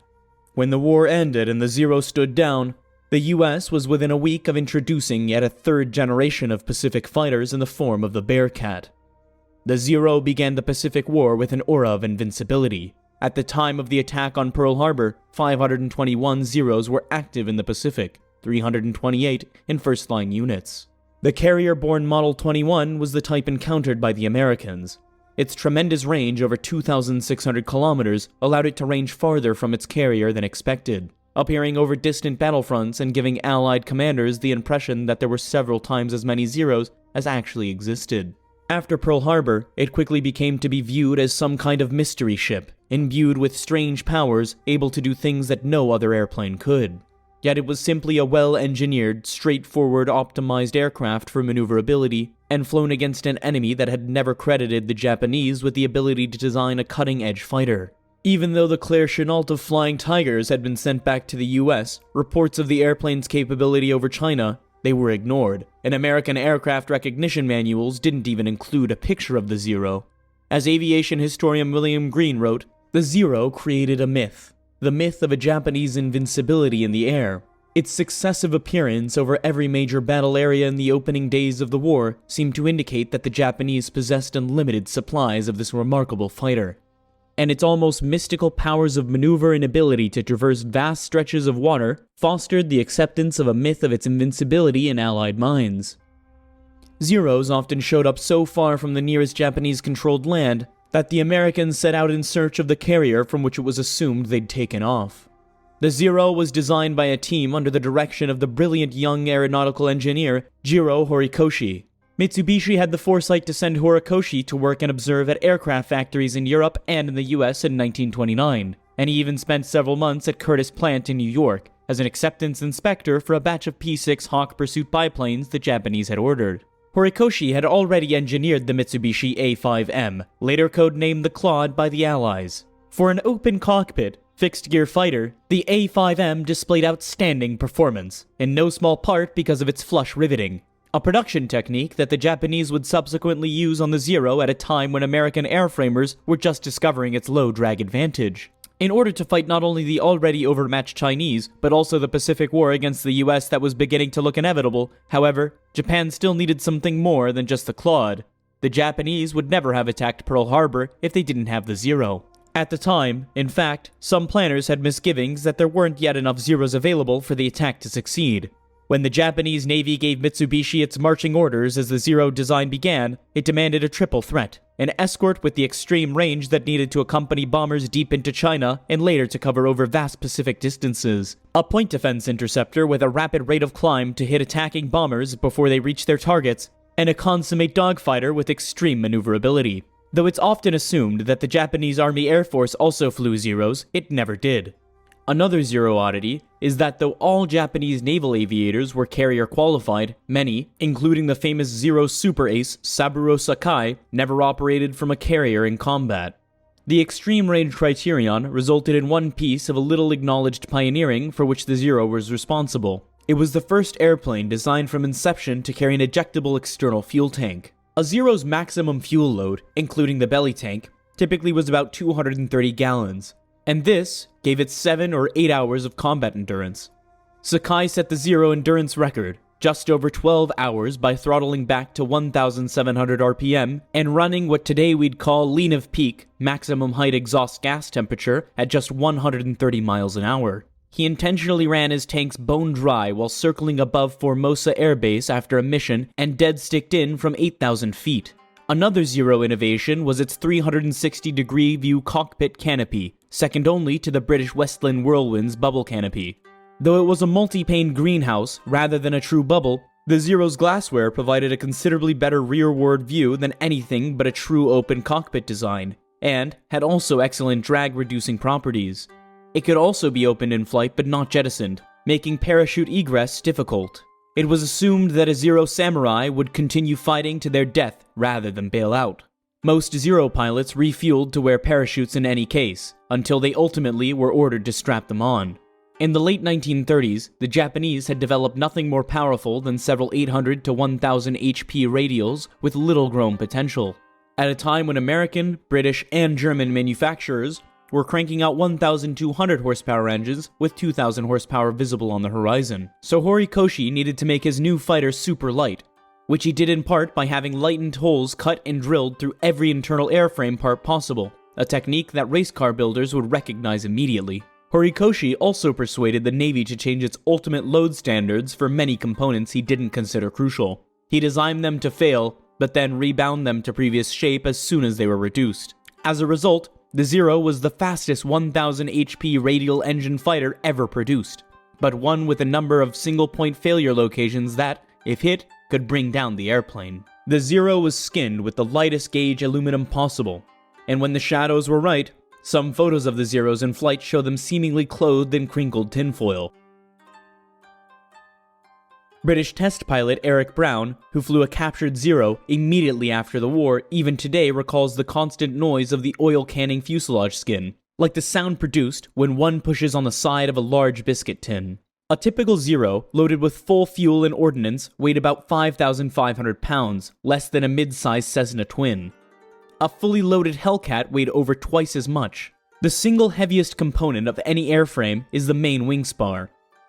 Horikoshi lightened the Zeros by 30% by using a new zinc aluminum alloy called Super Ultra Duraluminum, which had recently been developed by Sumitomo Metals. One major benefit of the 7075 over the Sumitomo metal was that it was very corrosion resistant. In another weight-saving measure, the Zero's main spar was continuous, from wingtip to wingtip, and thus was an inseparable part of the fuselage center section rather than having a left and right wing, each bolted to the fuselage.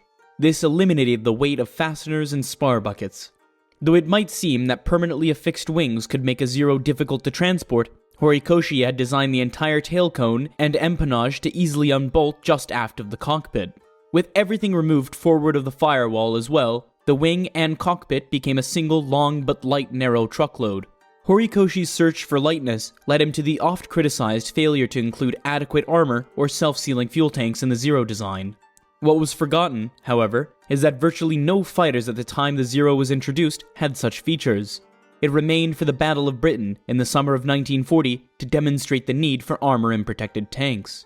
In any case, the Zero's designers considered armor unnecessary because they didn't think anybody would be able to put any rounds into the fighter. Maybe a lucky shot here and there, but not enough of a danger to compromise the design's lightness. Little did they know what the Navy and Marines had in store for them. Most combat units also removed their Zero's radios for additional weight savings, since the Japanese transceiver was very poor quality. This left the Zero pilots unable to warn wingmen of surprise attacks, and they could coordinate their own attacks only with occasional hand signals. A typical multi-plane Zero attack was a melee of individual aerobatics, and Japanese pilots were in nearly as much danger of mid-airs with their mates as they were of getting shot at. As one of the USN pilots put it, from the way Zero pilots rollicked around in the sky, at times, it looked as they would rather stunt than fly. Yokonawa flew upside down, having both hands around the cockpit, wrote Sakai in his book Samurai. Then, he flew directly over me, under me, and went through a wide hesitation roll around my fighter. He was like a kid showing off. He finally flew on my wing and held the stick between his knees. Still grinning, he waved his lunchbox at me and started to eat. The Zero's flight controls mixed some ingenious engineering with at least one awkward feature.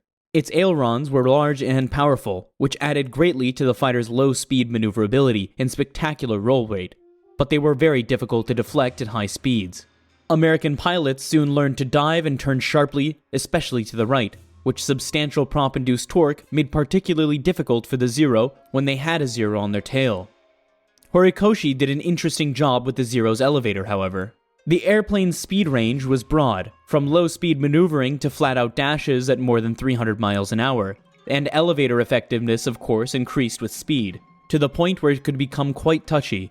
So Horikoshi designed an elastic control system, with thin elevator cables that stretched a bit as speed increased and slightly flexible elevator control torque tube. Normally, such a setup would be an anathema to an aeronautical engineer, for it encouraged an elevator to flutter as speeds increased. But somehow, whether through luck or engineering talent, Horikoshi found a sweet spot where there was no danger of flutter, yet elevator control forces remained constant regardless of the airspeed. Zeros were feared in part because of the two heavy wing-mounted 20mm cannons, Swiss Oerlikons built under license by the Japanese. Horikoshi suspected that the Zero would yaw appreciably as first one and then the other cannon fired and recoiled, so he specified for a fuselage longer than its optimal length, which gave the vertical stabilizer a longer moment arm and thus provided greater longitudinal stability. But the Oerlikons were still problematic. They had a low rate of fire, limited capacity, initially only 60 rounds per gun, later increased to 100, and low muzzle velocity. The latter meant that the cannon was effective for close-in fighting, where a single round into a Wildcat's wing, root, or cockpit could mean a kill.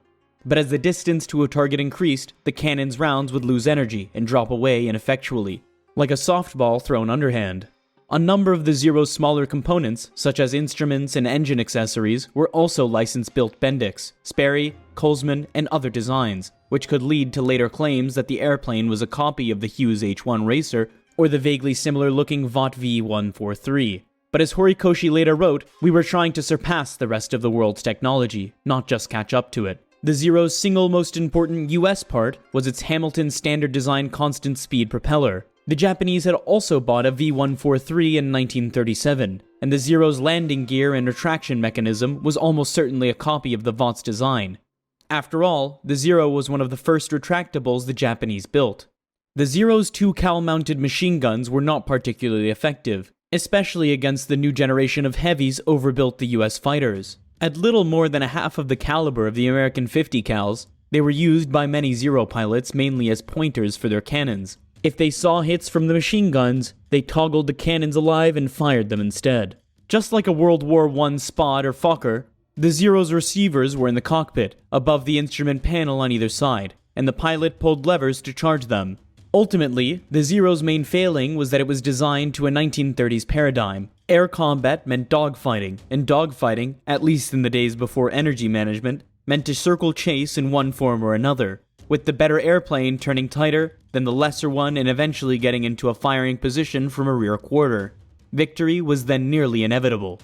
And the Zero was the world's tightest turning, most maneuverable fighter. Thanks to its aerobatic ability, Zero pilots also developed a combat maneuver that initially baffled American airmen, a kind of sideways loop with square turns and side slips out of the turns, which tightened their turn greatly. It didn't take long, however, for American pilots to learn that the rat racing with the Zero was a loser's game, so they disbanded tail chases that played straight into the Zero's only air combat strength. It was neither strong, unusually fast, good in a dive, nor effectively armed. Hit and run became the mantra. Attack a Zero from above, fire while diving upon it, and keep going. Convert diving energy into zooming altitude and do it again if necessary. Perhaps it was inevitable that the Zero would become a myth, a legend, a paragon amongst fighters, when it was in fact a conventional plane with several ahead of its time characteristics. It could be argued that the Zero was an excellent airplane, but a lousy fighter. If you discount the victories over poorly trained Chinese pilots flying outmodded Soviet fighters, the huge fleet of Allied aircraft destroyed while they were parked in the opening days of the war, and the kills of utterly unprepared American pilots in many cases flying adequate airplanes but using the wrong tactics against the Zero, the mythical Mitsubishi comes off surprisingly poorly. It was extremely light and had numerous failure points, where very few rounds of heavy-caliber machine gun fire could do catastrophic damage. It was flammable, and its pilots were terribly vulnerable. It was not particularly fast, and in any case, its high-speed handling was poor. Its controls were poorly harmonized. Its armament was a mixed bag of 2 light machine guns and crude cannons. It had no useful communications equipment. Ultimately, the Zero was a bare-bones airplane. Nothing extra, nothing fancy. With very little margin for modification, designs which had little, if any, stretch built into them, wrote Zero expert Robert Mikesh. Some say that because the Zero was the best dogfighter in the Pacific theater, perhaps the world, it was by definition the best fighter. But there's also an old saying, to win, you have to finish. Unfortunately for the Japanese, the Pacific War was one race that the Zero finished last. Dead last.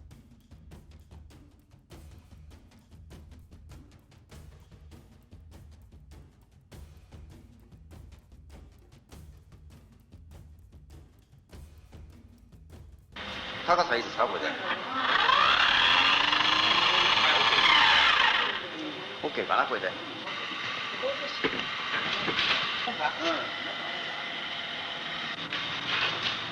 よーい、スタート。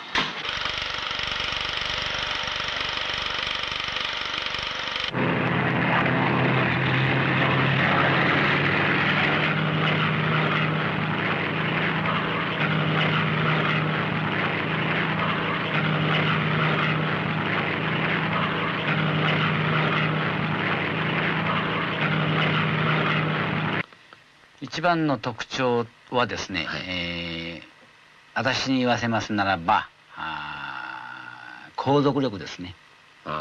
長い、非常に長時間飛べるということです。どんな素晴らしい格闘性能を持っていても時間がなくてはですね、いい試案は浮かばないですよ。だから私はもう航続力だと思うんです。第2番目が堀越先生、苦心の作であるところのこのエレベーター昇降だですね、この機種を上げ下げするこの舵の効き具合が操縦桿の引き具合とこのエレベーターの効き具合が低速でも高速でも操縦するパイロットの考えてる通り動いてくれるように設計されてる。これがこの格闘性の特に縦の運動ですね、この宙返りを利用した縦の運動、これが非常に優れてたということです。そうですからもちろん真後ろついた場合はですね、どんなに彼らが逃げ回っても絶対我々がこの真後ろへピャッとつけたらですね、だいたい35、6メーターか40メーター、どんな逃げ方してもプロレスで言えばキーロックですね。ガチッとはめたらもう仕留めます。もう逃げられない。よっぽどのことじゃなければ。ただこういう具合にめったになりませんけど、なった時でもこの縦の運動に引っ込めば、だいたい3000点から4000点すれば挽回すると。そのくらいにゼロ戦の特徴というものはこの縦の運動のエレベーターを利用したところの、私なんかは斜め宙返りを利用したひねり込みと言ってましたけど、このひねり込みが古いパイロットには一人味のあるですね、自分流の、技をですね、いつの間にか開発していきました。その当時ですね、本当に私たちがラボル国体で油の乗り切ってる頃、ちょうどこのスピンナーの先、この先端ですね、これはこういう感じてましたよ。一体なんですね。じゃあこの先翼端がですね、この中指に感じてましたね。そのくらいに完全に飛行機マスターしてましたから、もう地上で自分の体を動かすよりも空中で、ゼロ戦操縦してバーッと向ける方が速くて確実に行くぐらいに完全に飛行機そのものが自分になってました。戦闘機というのはですね、その周り360度全部敵ですから、もうむしろこう敵を探すとか見張る場合には、私なんかもう前を2、後ろを9と。前を2、後ろを9、なるほど。翼の裏と胴体のここが一番怖いんです。見えないところですから。どっから来るか分かりませんが、年中こう腰をひねってですね、飛行機をひっくり返しながら、自分の後ろが大丈夫かってことを見て、前はパッと見れば分かりますから、もうすぐ気になりますから、これを気にならない人はやられるんです。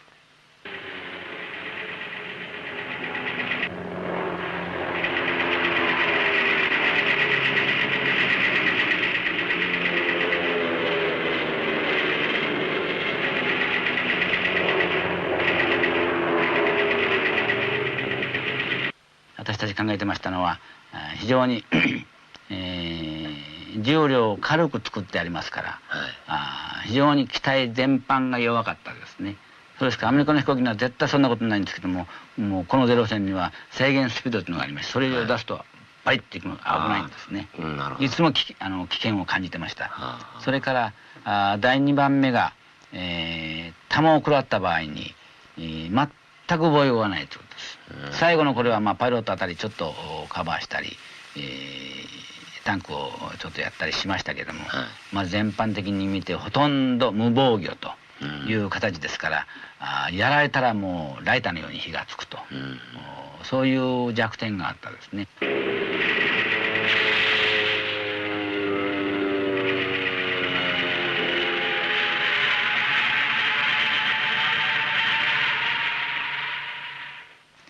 こちらから攻めていく場合、何百マイル飛んでいく場合には、もうどういうものか日本軍はその生きて領袖の恥ずかしみを受けるという、その絶対に捕虜にならないという考えでしたから、そういう強制されたもんじゃなかったんですけども、攻めていく場合には落下傘持ってきませんでしたね。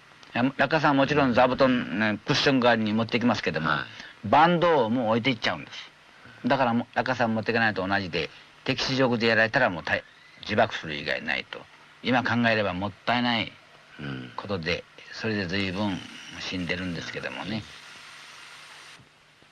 右の目はほとんど見えなくなってますし、左の目もやられてもうほとんど失明状態で、コンパスが全然見えないんですよね。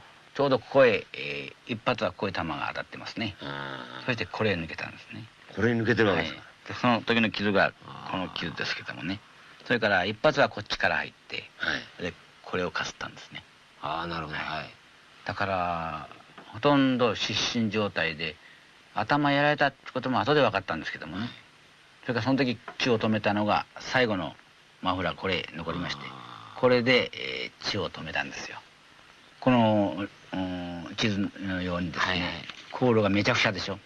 島も何にもないとこ行ってしまって、このまま行ったらハワイ行ってしまうと思ったんです。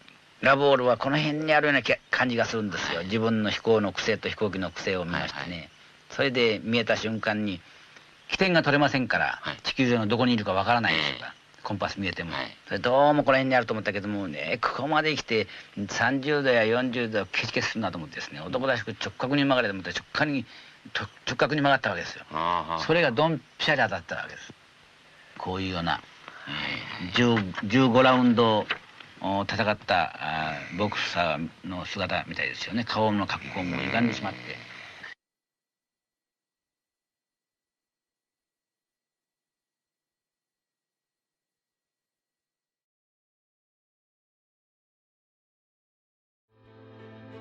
Aviation, the art of aeronautics, began with the dreamers, inventors, and daredevils who dared to defy gravity. The journey of aviation was nurtured by pioneers like the Wright brothers, whose first flight marked a historic milestone. The role of aircrafts in world wars was groundbreaking, dramatically changing warfare strategies. This initiated a technological evolution in aviation, transforming the simplistic wings of a biplane into the thunderous roar of jet engines. Let's journey through the ages of aviation. Behind every great aircraft, there were great minds. These visionaries, like Sir Frank Whittle, the innovator of the turbojet engine, redefined air travel. Then there's Skunkworks' Kelly Johnson, the genius behind the SR-71 Blackbird. His designs combined speed, stealth and power, crafting machines that dominated the heavens. The contributions of these pioneers have left an indelible mark on the canvas of aviation, shaping the course of history and inspiring generations of engineers and aviators. Each epoch in aviation history gave birth to extraordinary aircrafts, each with their own unique features and roles. The Lockheed SR-71 Blackbird was a marvel of speed and stealth. The F-105 Thunderchief, a supersonic fighter bomber, was vital in the Vietnam War. The P-51 Mustang, a long-range fighter, was critical in World War II. The P-47 Thunderbolt, a heavyweight fighter, was used extensively in the same war. The A-10 Thunderbolt II, the Warthog, is a close air support icon. The Messerschmitt Me-262 marked a leap forward in aviation technology. Each of these game changers were instrumental in their eras, and their legacies still resonate today. Beyond the game changers, there are those that have transcended their practical roles to become icons. The Concorde was not just an aircraft, it was a supersonic symbol of luxury and speed. The B-52 Stratofortress, a strategic bomber, is an icon of power and resilience. These magnificent machines and others like them have become much more than just aircrafts. They are enduring icons that encapsulate the audacious spirit, the relentless innovation, and the boundless ambition that define the world of aviation.